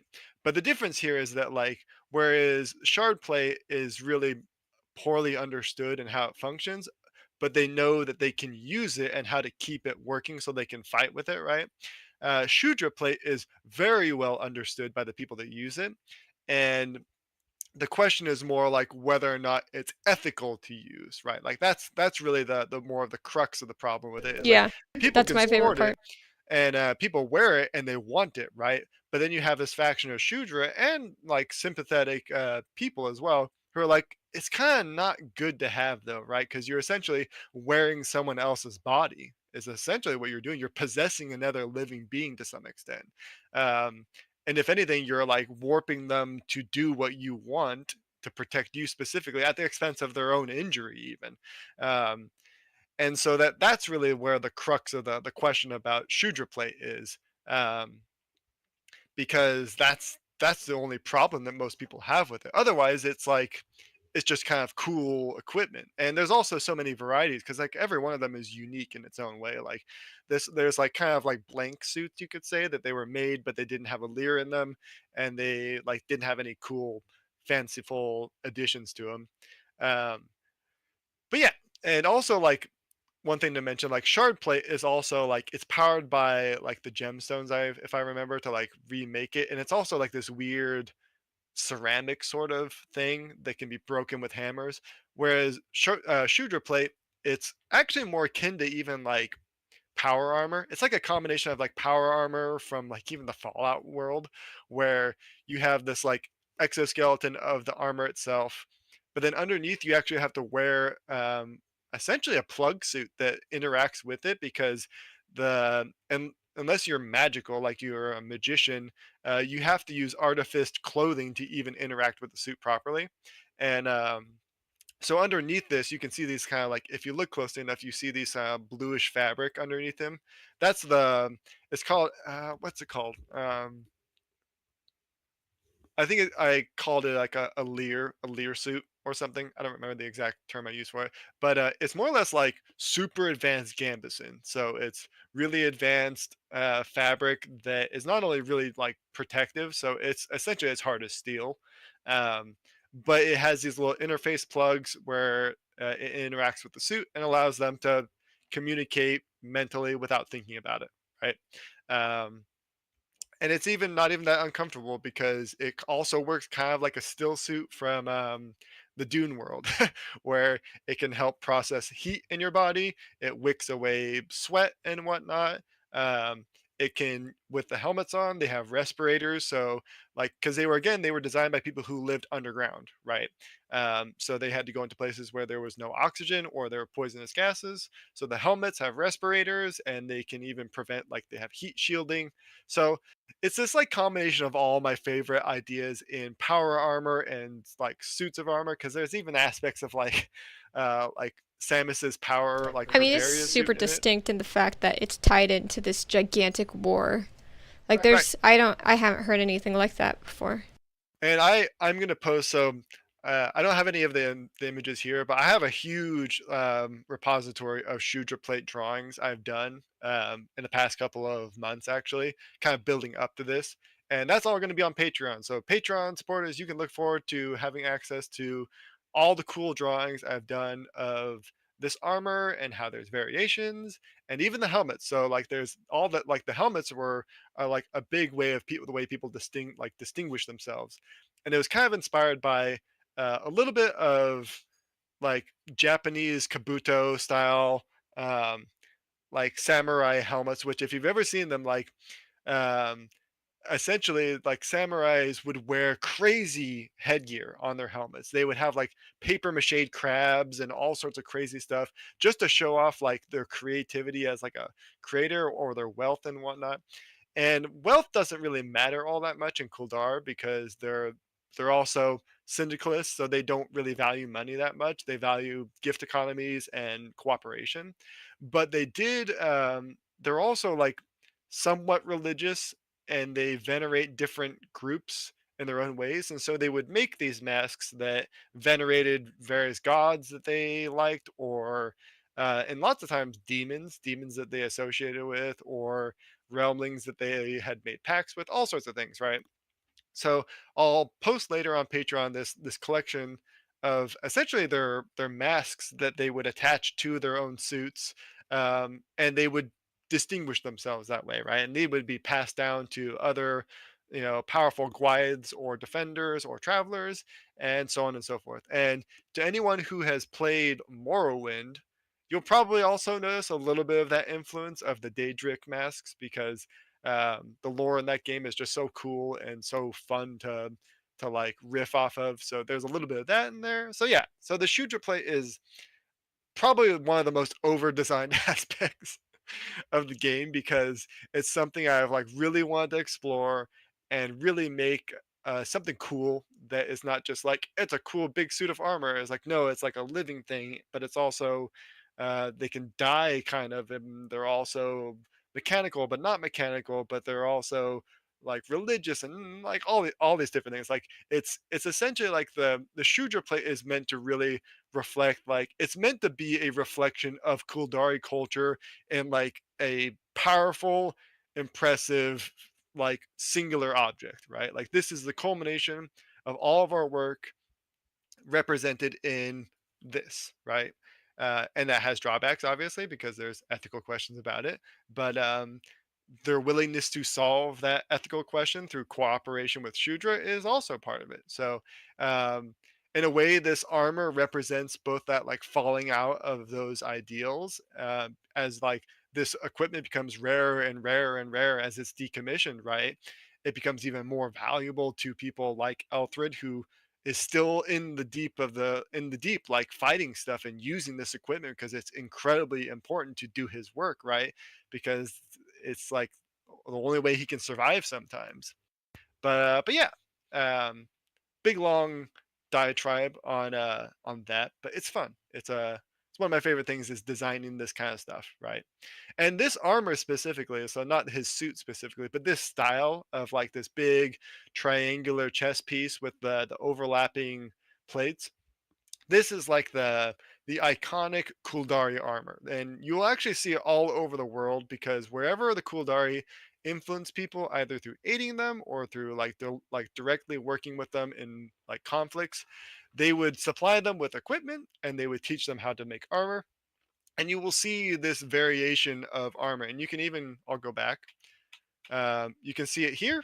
Like again, like this is simpler armor. It's not Shudra plate, but the same style, right? That triangular chest piece with overlapping abdominal plates, which goes even further back to the Veltani who taught them this. So this one is not a great example, but like the overlapping abdominal plates, the intricate plating, and this is actually just like this character's skin. So this is even armor. This is just her body.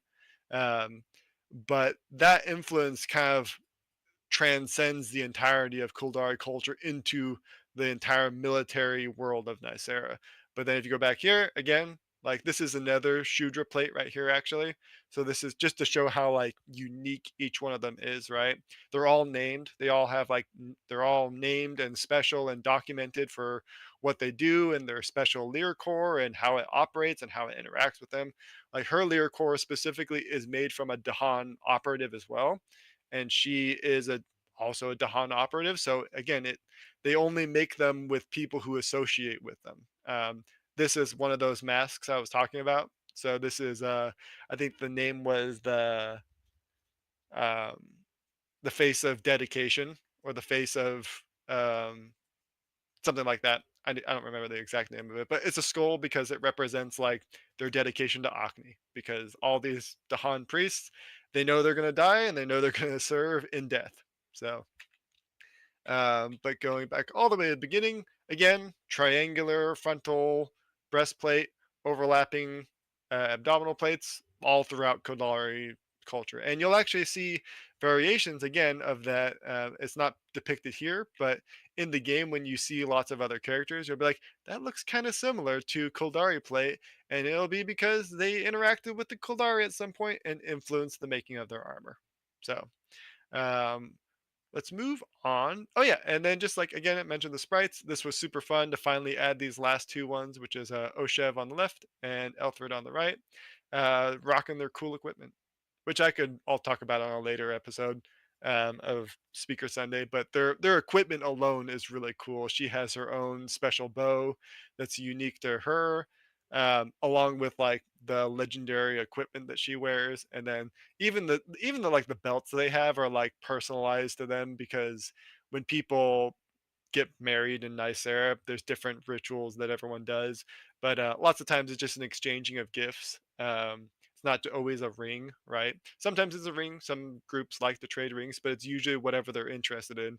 And these two specifically, they made belts for each other in the styles of where they lived and whatnot. So Oshev's here was made by, and like it's not always like physically made by them, but they like did the work to find the materials and give it to an artisan, et cetera, et cetera. So she's wearing this like Mayavi style belt that he had made for her, made from these stones and silver, and then she made him a Khuldari style belt because he loves Khuldari. He's not from Khuldari actually, funny enough, but he loves it there. It's his favorite place to live, and so she made him a Khuldari styled decorative belt, which which they both look pretty cool. And then he's got his little trinkets and whatnot from uh, where he used to live, which I will not go into because again, that's like trying to avoid stuff about the game specifically, right? But I want to explain a little bit of what they're rocking here. All right. So we haven't even talked about the monsters that live in these dark places, right? Because again, it's big, it's dark, it's smelly, and there's lots of creatures that love it down there. And no creature loves it more than what are called the Gamura or the Wretches. So To give an idea of like how prolific these creatures are, Gamora is a disease actually, and it's not a real disease. Like I tried to make it sound as close to a real sounding disease as possible, but it's not a real one. But it's based off of all these different types of diseases I've looked up and studied, and also like pop culture things like the Thing movie and whatnot. But essentially, it was a disease created by an Anvala, who was part of the chaos aspect. So chaos isn't necessarily like, oh yeah, I'm crazy and weird. It's more like the entropic way of the how the world kind of disintegrates into nothingness, or how even time and causality interacts with humanity, right? But a big focus is on how disease, like these Mercan, they're specifically fascinated with diseases because diseases follow, like, for those who care about diseases, they follow like weird probability curves, right? The way they spread, the way they interact with people, it can all be kind of charted and predicted in weird ways because it's essentially like, little bits of DNA in some cases, or little things floating on the air, and how likely it is to like enter somebody's body, right? And the way they interact with people is based off of like how fast does it spread through the body and all these things. And Mercan, they love this crap. They love causality and probability and like literally gambling, right? Like luck based things, because sometimes you're just lucky to not get a disease, right? Um, and some of these guys, they got so enraptured by the idea of diseases that they started making diseases because they wanted to see, well, what happens when you do this? What happens when you do that? How fast can it spread if you alter this part of its genome? All these different things. And you're getting some of the most horrifying, like terrible things possible, right? To the extent that one of these Murkon, which these two guys here, these are examples of what Murkon look like. They don't always look like this, but these are pretty classic examples. They're tall, gangly, really pale, weird looking eyes. They don't always have black hair, but I actually need to play around with the coloration of these guys' hair. But usually they have like black to, like oily looking hair. Um, they are kind of crazy most times, obviously. Like they don't have really any principles because they believe principles and restrictions are stupid and pointless, and if anything, they actually specifically go out of the way to not have any principles, to the point that lots of them don't even have names because they're like, well, a name is a restriction because a name means someone can identify you and they can tell you what you are and who you are, and they don't like any of that stuff, right? So one of these crazy dudes decided, I want to make one of the most prolific and horrible diseases possible. And what better way to do that than to become the disease, right? So whether or not they were called Gamora, this character, they became this disease. They made a disease that could literally convert any person into themselves. But Oh, the that's process crazy. is horrific. And in order to do that, they had to literally like devolve their own mindset, because like intention does not allow a disease to exist, right? Because intention and, you know, the influence of our own minds prevents us, even if you're like insane and like horrible like this person, you still have restrictions because of like, because really viruses and whatnot, right? They're just little things bobbling around in the world, like randomly infecting stuff. They don't think why they do things, they just do that. And so he had to, like, whoever this was, because like nobody really knows who this individual was, had to devolve their own mind and body and personality and self into a disease, right? That would make whatever they became and touched anything it became into them. So and their in their mind, the ultimate disease, right? And so everything that is infected by Gamora becomes Gamora. Um, and what is a We are Gamora? Gamora. Yeah, we are Gamora, but these things are mindless too, because just like what the thing had to become it, they're just things that spread the disease. But they also require bodies to spread it, so they will eat things, of course, because they're like, but even then, they don't always eat whatever they find. Sometimes they just take the person away into what are called moor dens, and they just add them to the mass so that it can become more Gamora. And all it takes is a single touch from one of these guys, because it's so virulent that it will begin to immediately infiltrate the skin and start replicating right away, and it will go into the bloodstream and start replacing things in the bloodstream, and gradually it will just turn you into one of these things. And there's like a whole, I have like a stage by stage thing I've drawn up. Anyone who's seen the one of the creature design poster kind of things I did, Gamura is a big part of that. um so of course, like any disease, people come find ways to counter it, right? And it didn't take too long actually for people to figure out that with just a little bit of order magic, because these are creatures made from chaos and it uses chaos magic to spread the disease essentially. A little bit of order magic can cleanse it from your body, but you got to do it early, because once you hit a certain point, like there's nothing to convert back, because it dissolves away whatever you were, right? So that's like You know probably the what's most interesting is like it's a uniformity. There's like uniformness to it, so right. it's like chaos is not necessarily like freedom, I guess. In this No, case, so like yeah, so like it's they have a weird like, because there's different movements of what different Mercans see as true chaos, right? Because there are some among them who believe that if you buy too much into this concept of like not abiding by any laws and not like agreeing to any social restrictions, that you are actually becoming predictable in your own way, right? And that predictability makes you non-chaotic. So there's this like looping backness to it all that makes it impossible to really like perfectly identify as a chaotic individual in the world, right?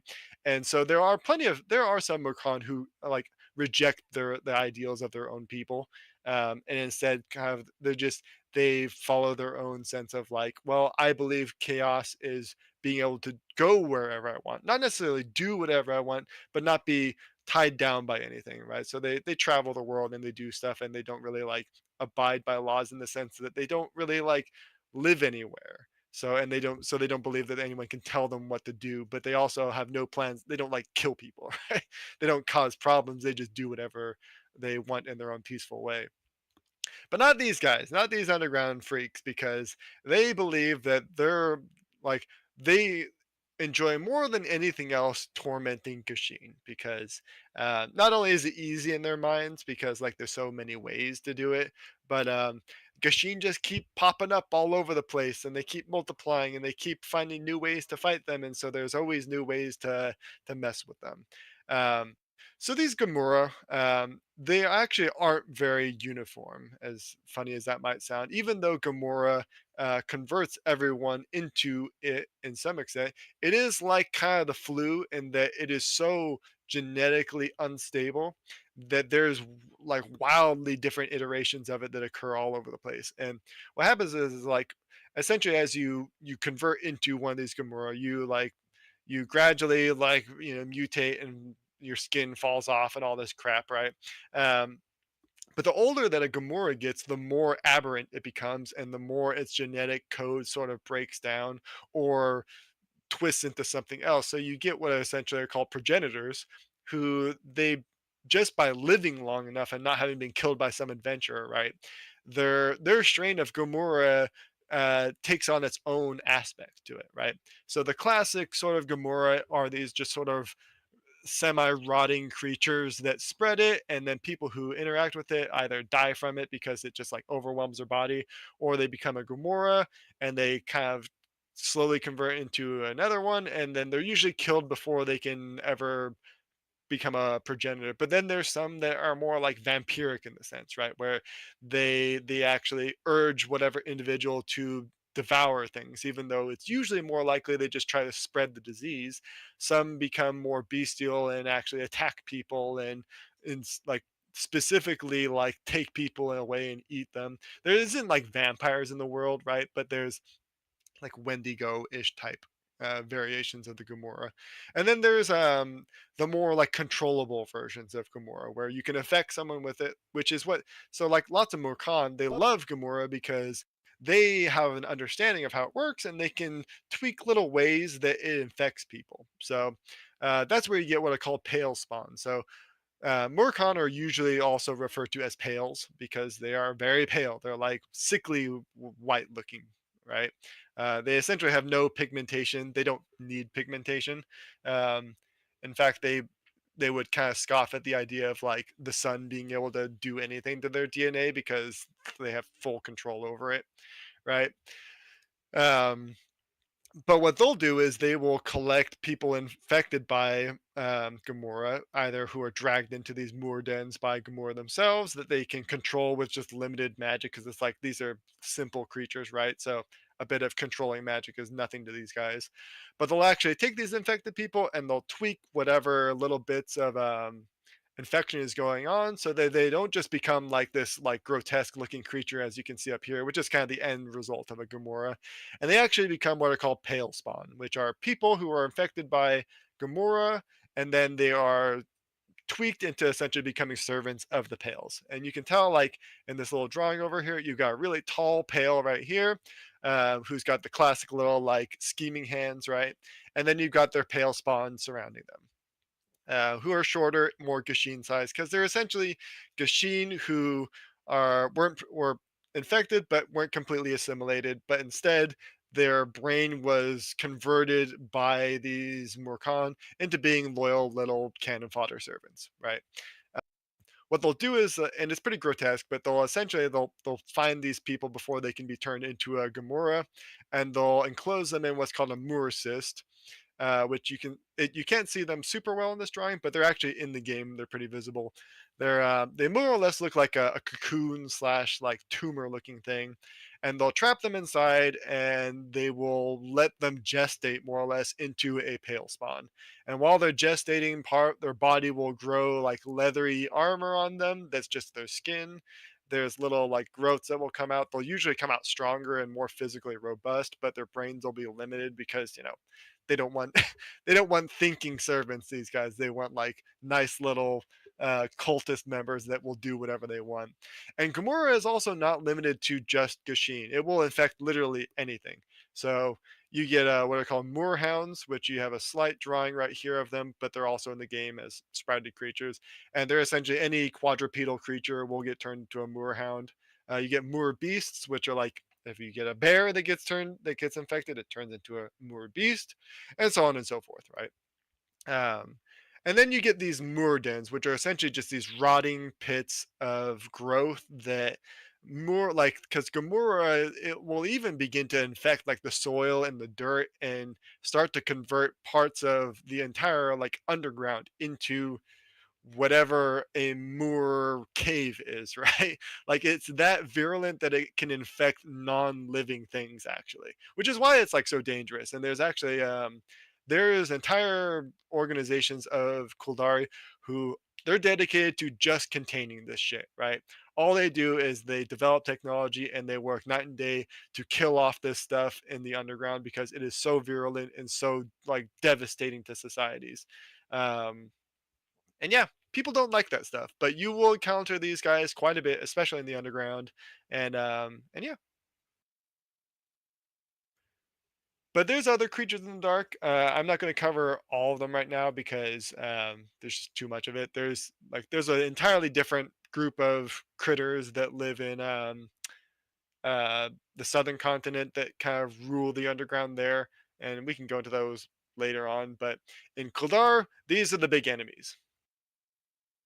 So yeah, we're gonna move on to just like kind of showing off the maps. So a lot of the work we did recently was tile work, like lots and lots of tile work. I had some basic underground tiles done before I started working on these chapters, but they were really just like tester tiles to see how does it look, does it even tile properly, and so I actually like dug into it and did all the work I needed to do, almost like all the underground work I needed to do in the entirety of Khuldar.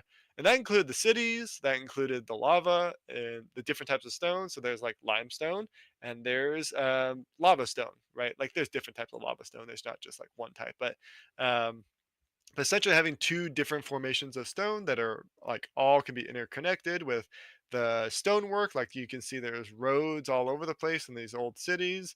The lava is like encroaching on them, which they talk about in it, like why is there lava here, and they explain blah blah blah, it's because of XYZ, right? So again, I don't want to like just talk about what they just say in the game. So, but there was a lot to do, and I'm really happy with how it turns out. This is actually just a screenshot of the map viewer in the game. So this isn't even like exactly how it looks, because in the game it's much more impressive because underground there's lighting, which we'll get to in a little bit. But for chapter 8, I wanted to talk about how a little bit about how it's structured. So most chapters in the game, it's one chapter, right? There's no parts to it, but because there's dungeons in the game, right? And you can go deeper and deeper and deeper, or sideways, whichever, right? There's you progress through dungeons. I wanted to make at least one chapter dungeon-esque in that sense, right? Because most dungeons in the games, they're side stories. They're not necessary for progressing the story. Um, they're there for people to train up units or to find more loot, etc., etc. But I really wanted to like make a dungeon level. That is still that's like lets you experience the actual dungeoneering aspect of the world, because it's really important. Like it's a huge influence, right? Like it's Dungeons and Dragons, right? So I have to have that be at least some core part of the story without constantly being like, why are we underground again, right? Like I wanted to make it a real set piece aspect of this. And like before this point, of course, you can go to different places underground, but I really wanted to have like a show of like, no, it's not just like a side thing. It's part of the game. Is this underground world that is huge and explorable. So that means I wanted to do a two-parter. Most dungeons will be like smaller maps than this because all the main storyline ones are big maps. But this is actually small by comparison to lots of the overworld maps because it's supposed to feel a little more cramped. But more importantly, I'm gonna jump to the second one. It's a two-parter. So first one is about the deep city, like the old cities of the Khuldari, and the next one is about the encroachment of the Gamora. So it's really hard to see here, and really it's only like possible to see how detailed it is in game. But all this white wriggly looking stuff, that's the Gamora growth. So these are the Moor dens that have been encroaching on the underground. And it's just like chock full of these guys. So this map is like you're essentially just wading through tons of these grotesque creatures, and you better be equipped with some magic spells and abilities to deal with it. And like they tell you beforehand in the game, like we're gonna be going to the underground, make sure to bring this and this, right? But otherwise, like it's just going to be this like battle of attrition to try and push through them to get out, because this isn't a routing battle. There's too many of them. There's no way you can like fight them off indefinitely. um, and so yeah, we've got this two-part map that was the culmination of all the work we've been doing the last couple of months, and I'm really really happy about it. There's lots of secrets, there's lots of treasure, there's lots of lore going on and conversations. I added so many monsters. You can see lots of little sketches here too. So if we go back, these little Shudra guys, they pop up all over the place, either defending areas from Gamora or in some cases attacking you. And so I wanted to include the sketches because they have crazy magic they use. They're heavily artificed. So while Shudra can't learn magic in the traditional sense, right? They can't just be like, "Oh, I figured out a new spell," and they cast it, right? They have to have like artificing built into them to use it properly. And there's very, very few who can actually learn how to do it, and it's only because they either have some kind of cybernetic aspect, which is kind of frowned upon, honestly. Like cybernetics is not really common in Nysera. It's there in some aspects, but it's um it's considered unnatural both by like humans and by um the Shudra, because it's this weird in between. At the very most, it's like if someone's missing an arm, they get what's called like a Shudra limb, where it's this like essentially a gauntlet that fits over it that can be used as a prosthetic. But rarely are people like tech priesting themselves up like in Warhammer. But yeah, this is the two big maps that we made, and they are very cool. I tested them out thoroughly. The lighting system works really well. The battles are fun because it's just like cramped with monsters that you can kill with uh, area of effect spells, and they just keep coming like a zombie horde, right?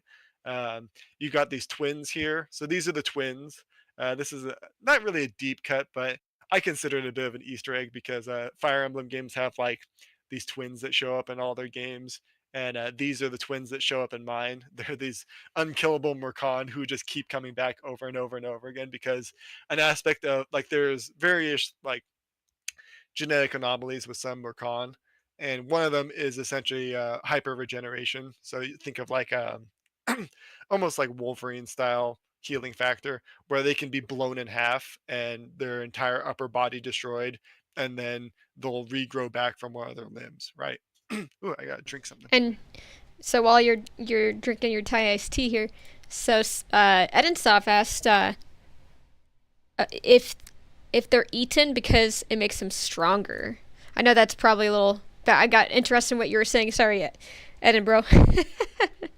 So it might be a little bit later of a question, referring to something else before. But yeah, do they eat them because it makes them stronger? I think that's a disease Oh, question. yeah, yeah, the Kimura. So they Yes. will, yeah. So there are strains that will eat like flesh, right? But it's so they can build up more biomass, right? Because Right. it essentially is, it's not like they're eating to nourish themselves, because that is one problem with Gamura, is that they starve really easily, because they essentially are like hyperactive viruses and they constantly need to like provide some source of energy. And to some extent, like if they're above ground, they are magical creatures, and they are technically born from an originating on Vala. So that's kind of one of the unfortunate aspects, is like they actually do live forever and they don't need to eat technically, but there's strains of them that will eat to build up that biomass faster, and they're like hulking creatures That's by so gross. comparison.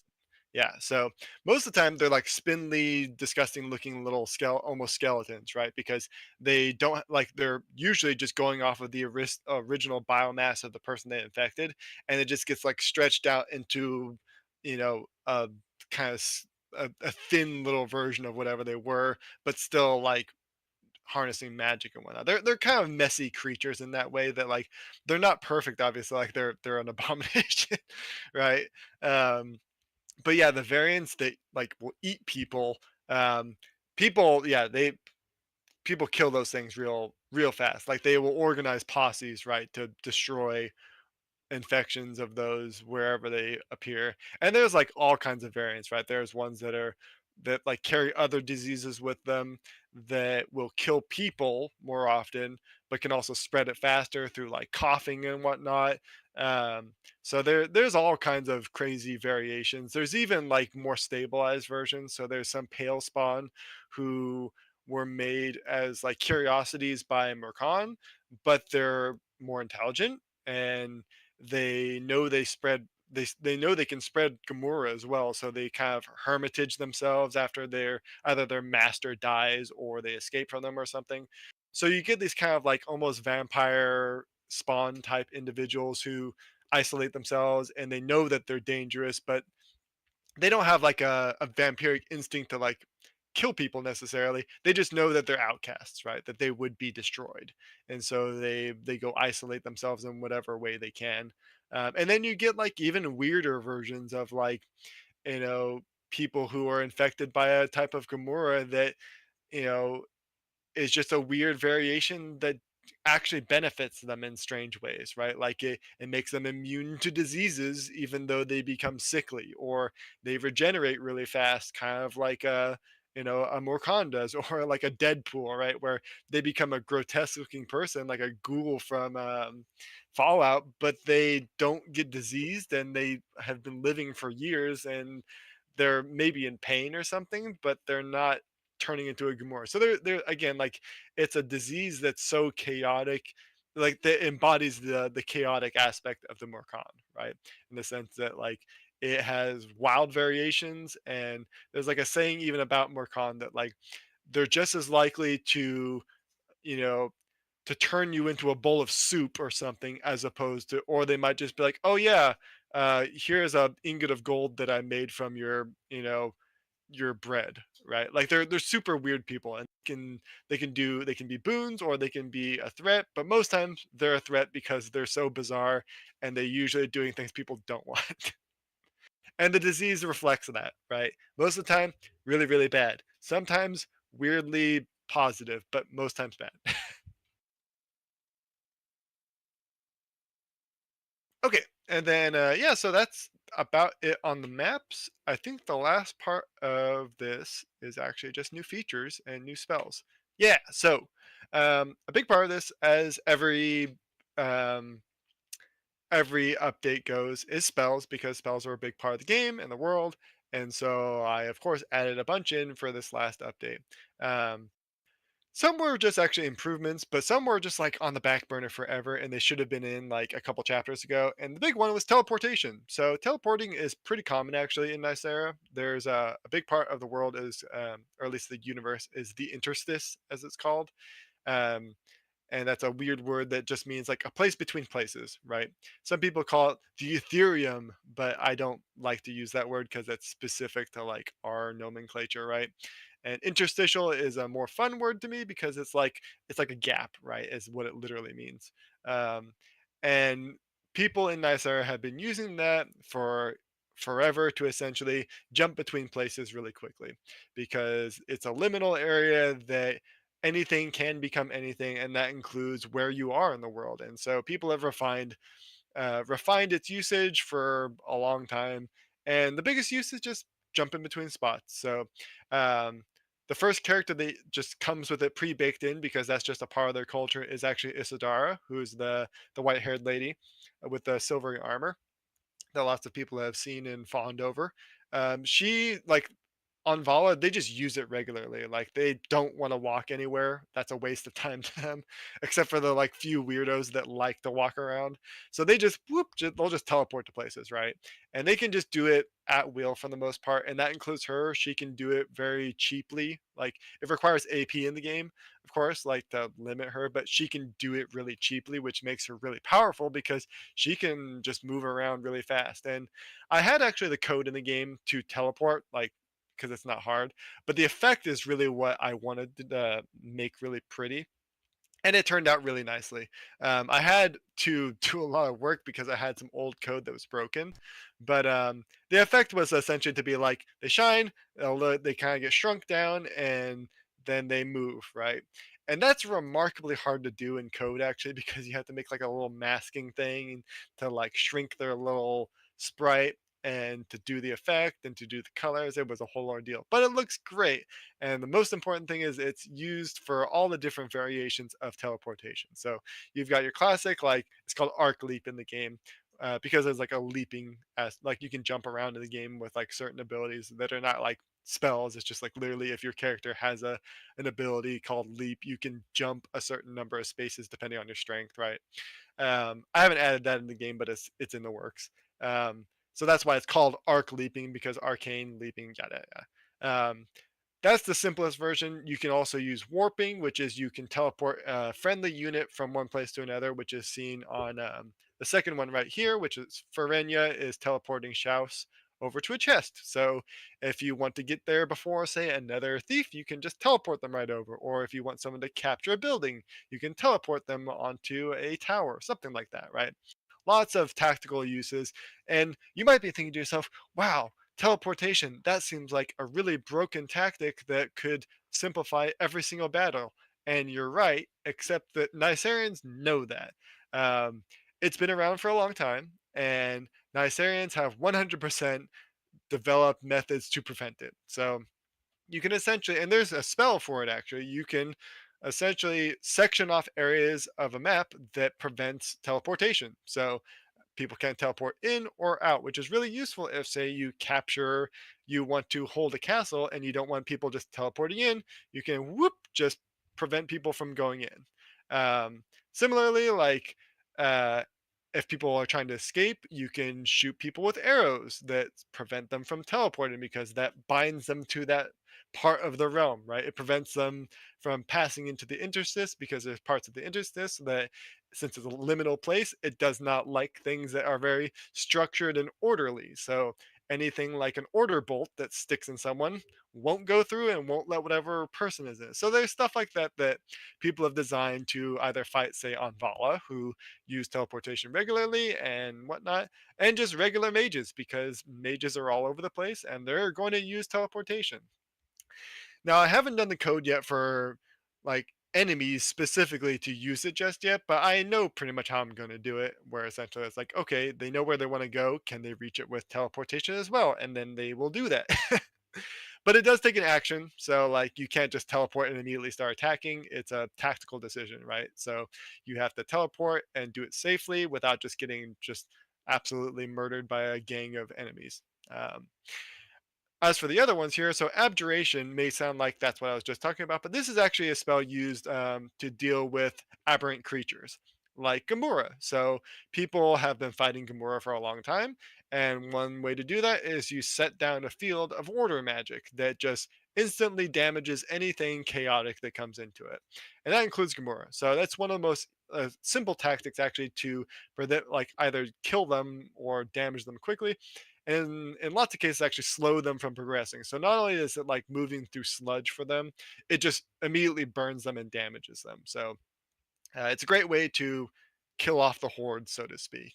Um, this isn't what this middle one here, which I but just did this fun like combination of words, right? Because I liked all the like the ION words, right? But a method of killing Gamora in the underground is essentially what's called blue fire. So lots of resources aren't available in the underground to actually, as funny as it may sound, cause fires. You have to, the people who live down there, the Khuldari and the people who came before them, they had to use minerals and whatnot, and very like rarely oils that they could gather to make fires. And lots of times they would use chemical fires. And one case, this is blue fire. So it's such a combination of distilled liquids that they would make from like um, rotting stuff or whatever, alcohols mixed with lithium and all sorts of other minerals to make essentially what is like Greek fire. And it burns hot, but it burns fast and it kills off. Most importantly, it kills off the Gamura that can infect places. So you can throw down these blue fire bombs and it'll kill Gamura really fast, and it will also prevent the spread of Gamura. So that was just a fun little thing I wanted to show off because I like the effects, and it's just another lore thingy. Uh, this disintegration spell was just there because those big floating kind of urchin, well, not urchin, pufferfish looking Shudra, they use this spell, and I actually showed a little picture of it. So I designed spells kind of like this where I'll just sort of doodle out an idea and then I'll see how it translates. And so this disintegration beam um, shows up here. And this is Nysera actually using it because it's a spell you can learn. But it's very powerful, and actually, because it uses void magic, it will actually temporarily suppress the unit from using magic for a short amount of time. So powerful, but at a cost. And then lastly, I implemented a bunch of chaos spells because you're fighting chaotic creatures and you're fighting some Murkan, and that means they use chaos magic. And one of the most simple ones is confusion. It does just what it says on the tin. It causes units to act aberrantly. It means that you don't get to control them as easily. In some cases, you actually can't control them if it's severe enough, and it will actually give them a random AI. So it might be they just sit still, or they might attack enemies, or they might use spells they aren't supposed to. It's the whole shebang, right? It's true confusion. They don't know what they're doing. So it can completely throw a wrench in any scenario. But you can also learn that spell. The only thing is it's considered like a weak spell because it's a very common chaos forging. And so most people can resist it pretty easily, but low level units and especially like beasts and animals, very susceptible to it. And this isn't the only spells, of course. I actually added a ton of what are called castings in the game, which are essentially spells that are weapons that you can equip and like fight in combat with. I added like four, I think, of them in, which was really fun. And which was neat about those is I actually also included them as some artifact weapons, which I'm slowly adding artifact weapons, which are essentially artifact weapons. They simulate magic in the game, and most of the times castings because people like being able to cast magic without having to be a magic user. And then these are the lighting improvements. So a big part of the underground was actually getting the lighting to work properly, right? So there's two aspects of it. There's the lighting tiles, so those little shadow tiles, right? That's the fog of war. That actually hides creatures and enemies and whatnot from your vision. Um, But then there's also just like the actual post processing aspect of lighting. And the Giphies here, they're kind of bad quality, so I apologize for that. But they show off more or less the fact that there's actual like lighting going on. And it's not like there's shadows being cast. I didn't want to go that far because that's a bit excessive in my opinion. I tried it out and it wasn't worth it to me because it just required another step of like having to place down things that can block light and whatnot. And it was too taxing of work, honestly, for not much worth it in my opinion.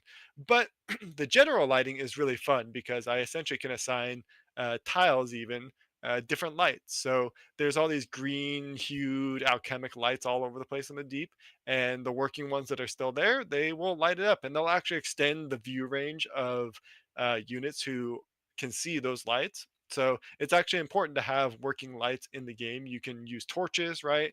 And you can light some torches up if you want to, just like you would expect in a dungeon, and it'll actually help you view the deep and the dark. Every unit has its own light technically, and you can extend that range with spells, and so on and so forth. You can set beacons, blah blah blah blah I blah. love that. I think that's my one of my favorite parts of your update is the lighting because Yeah, I'm actually really big on light for tactical games. I think that it's like a really fun way to play around with um, your strategies, especially when you're dungeoneering. and this is going to be a really important playtesting thing too, because I do have like things I've been messing around with where there's like dim lighting and dark lighting, right? That I don't know if it's valuable to do or not. I kind of like the simplicity of just it's either light or dark, like with the black tiles, right? Um, but I have messed around with like there's completely dark, there is semi dark, and then there's like visible, right? Um, and it's the problem because like the idea being that like you have areas that are completely not visible to the player, and you have to reveal them first, right?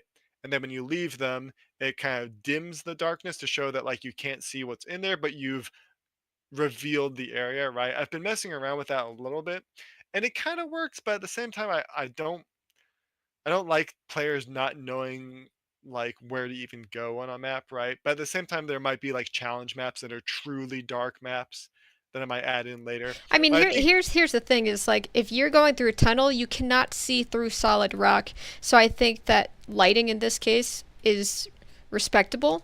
I think if you're fighting in a field, it's like you could see for miles, right, you know. So I like you don't you don't always need field of war, honestly. Or I mean, right. fog of war, field of war, fog of war. But I mean here it's like you're in the depths, so I think that's honestly, even if you made it as part of a key feature of the depths, that would make a lot of sense for the biome.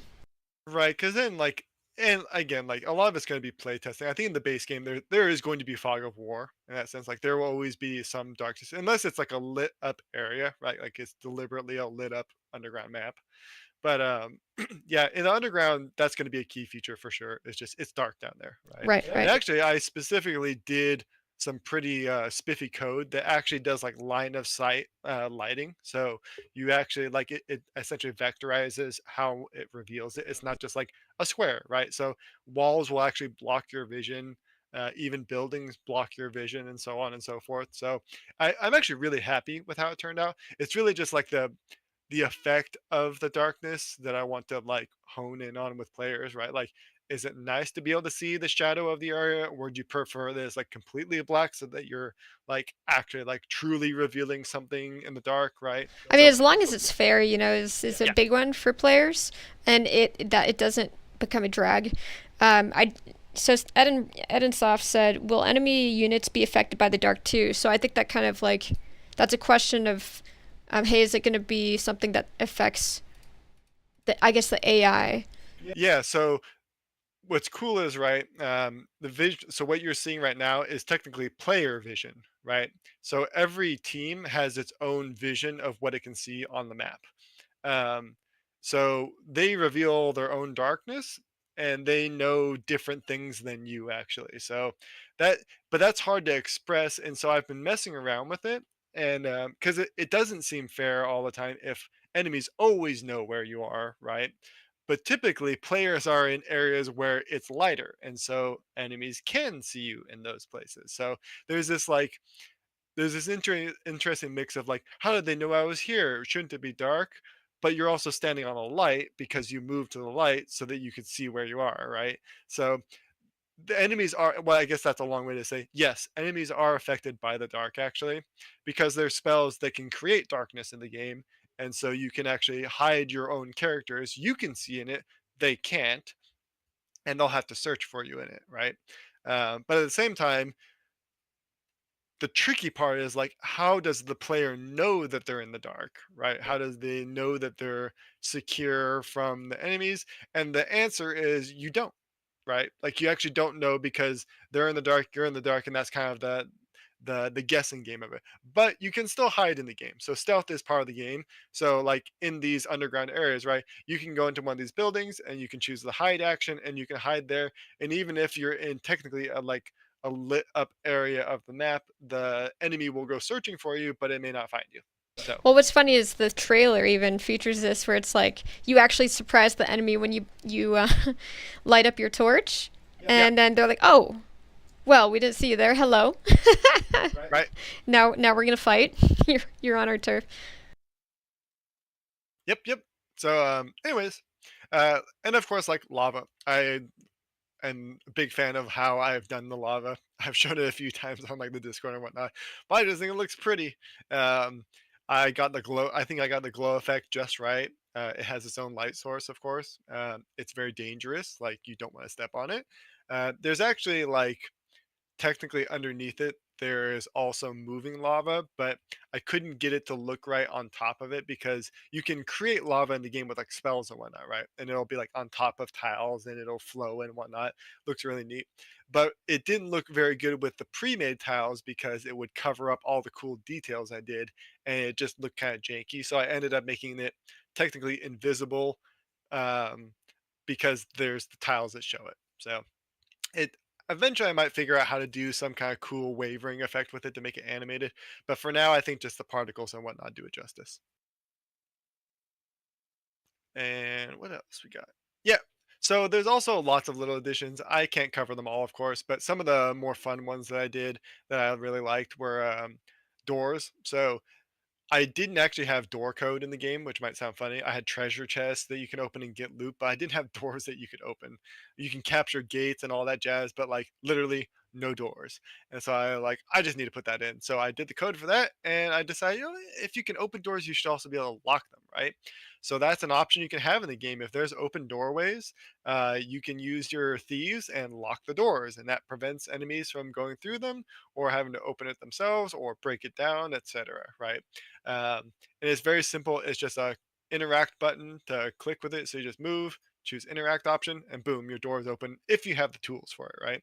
So most doors, they can be unlocked, but most times they will be locked, and they will require either lockpicks or a key, or even a special key because I can give them special keys if I want. Um, but yeah, in this case, like Schaus here is a thief. He's a rogue, and so he even has like expert lockpicking, so he can unlock almost any door, even without lockpicks. So that was a fun little one. And then this was actually like a really nice little change, and it kind of looks goofy right now because I'm moving too fast in the Giphy. But very simple, and that's just making GUI dodging. I don't know what the technical term for it is, but it's when you move too far in like a direction, and the GUI will move out of the way so you can see where you're moving your cursor. Right? When we demoed the game, a lot of people complained about like I can't see where I'm putting the cursor. And I thought like, oh man, like how am I going to do that though? Because the GUI is important, right? It shows all this information. And then I was like, what do other games do? So I actually just booted up my old Game Boy, put in a Fire Emblem game, and messed around with the cursor to see how they do it. I was like, oh, all they do is make it just like chase in the opposite direction when you move halfway on the screen, right? Very simple, obviously. Like it should have occurred to me earlier, but not too hard to implement. It took like less than a day, and now I've solved that problem because it really came to light because in one of these maps I was trying to move a character to an objective, and I was like, oh, this upper right terrain information is literally blocking the objective, and I can't see it whatsoever. So I had to do something about it, right, for this like map to even be playable in a sense. um, and it works. It worked great. It works for all the other different menus too. So I think the only menu I need to add it to, and it's probably going to actually require an entire menu redesign, is the battle menu. Um, and that's just because the battle menu takes up just way too much space on the screen, and it's not really that flexible. Like I can have it move up and down, if I wanted to, I guess, but even then, it would require a huge redesign just to do that. Um, so I'm gonna have to figure out exactly how I do it, but otherwise, all the little minor menus that show up, they're working in this way, and it's great. I was really happy about that small addition, and I think yep, that's the last slide. So I'm gonna just drop this back off at the front, and we can answer any questions that popped up. Alrighty, let me see here. Oh, sorry. Quick comment from Mr. Blonde.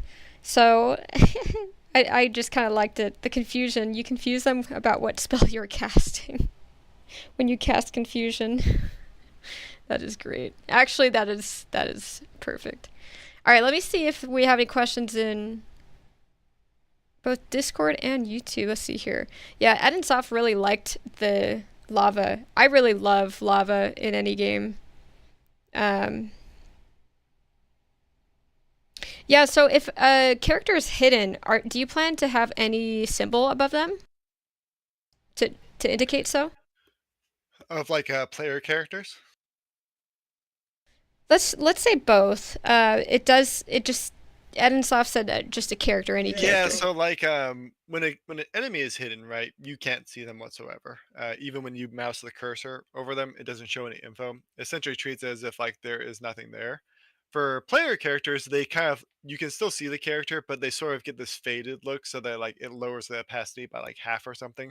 But I need to actually do like an outline around them, to like a white outline or something that shows that they're hidden, but that you can still visibly see the unit a little easier.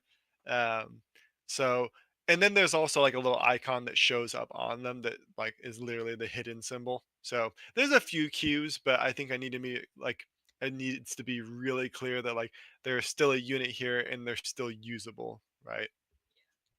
Yeah, that makes sense. That makes sense. Yeah, and that wraps it up for our questions. I think we've been asking Cool. questions along the way, and we've actually had quite a few people. I actually I only see a couple people in chat, but I see several people watching. So welcome back, and yeah, thanks for hosting this, Lazy Warlock. Like, really happy to see the progress on this. Yeah, it was really fun to put this all together, especially after all the work that we did, because it was just like this really long road to get the underground maps done. Because they, I want them to be detailed. I don't want them to just be like a kind of side aspect to it. I want people to when they enter to just be like, whoa, look at this crazy cool map, because they'll be used to like the overworld by now, right? Where they'll like be traveling and fighting in these big fields and mountains and whatnot.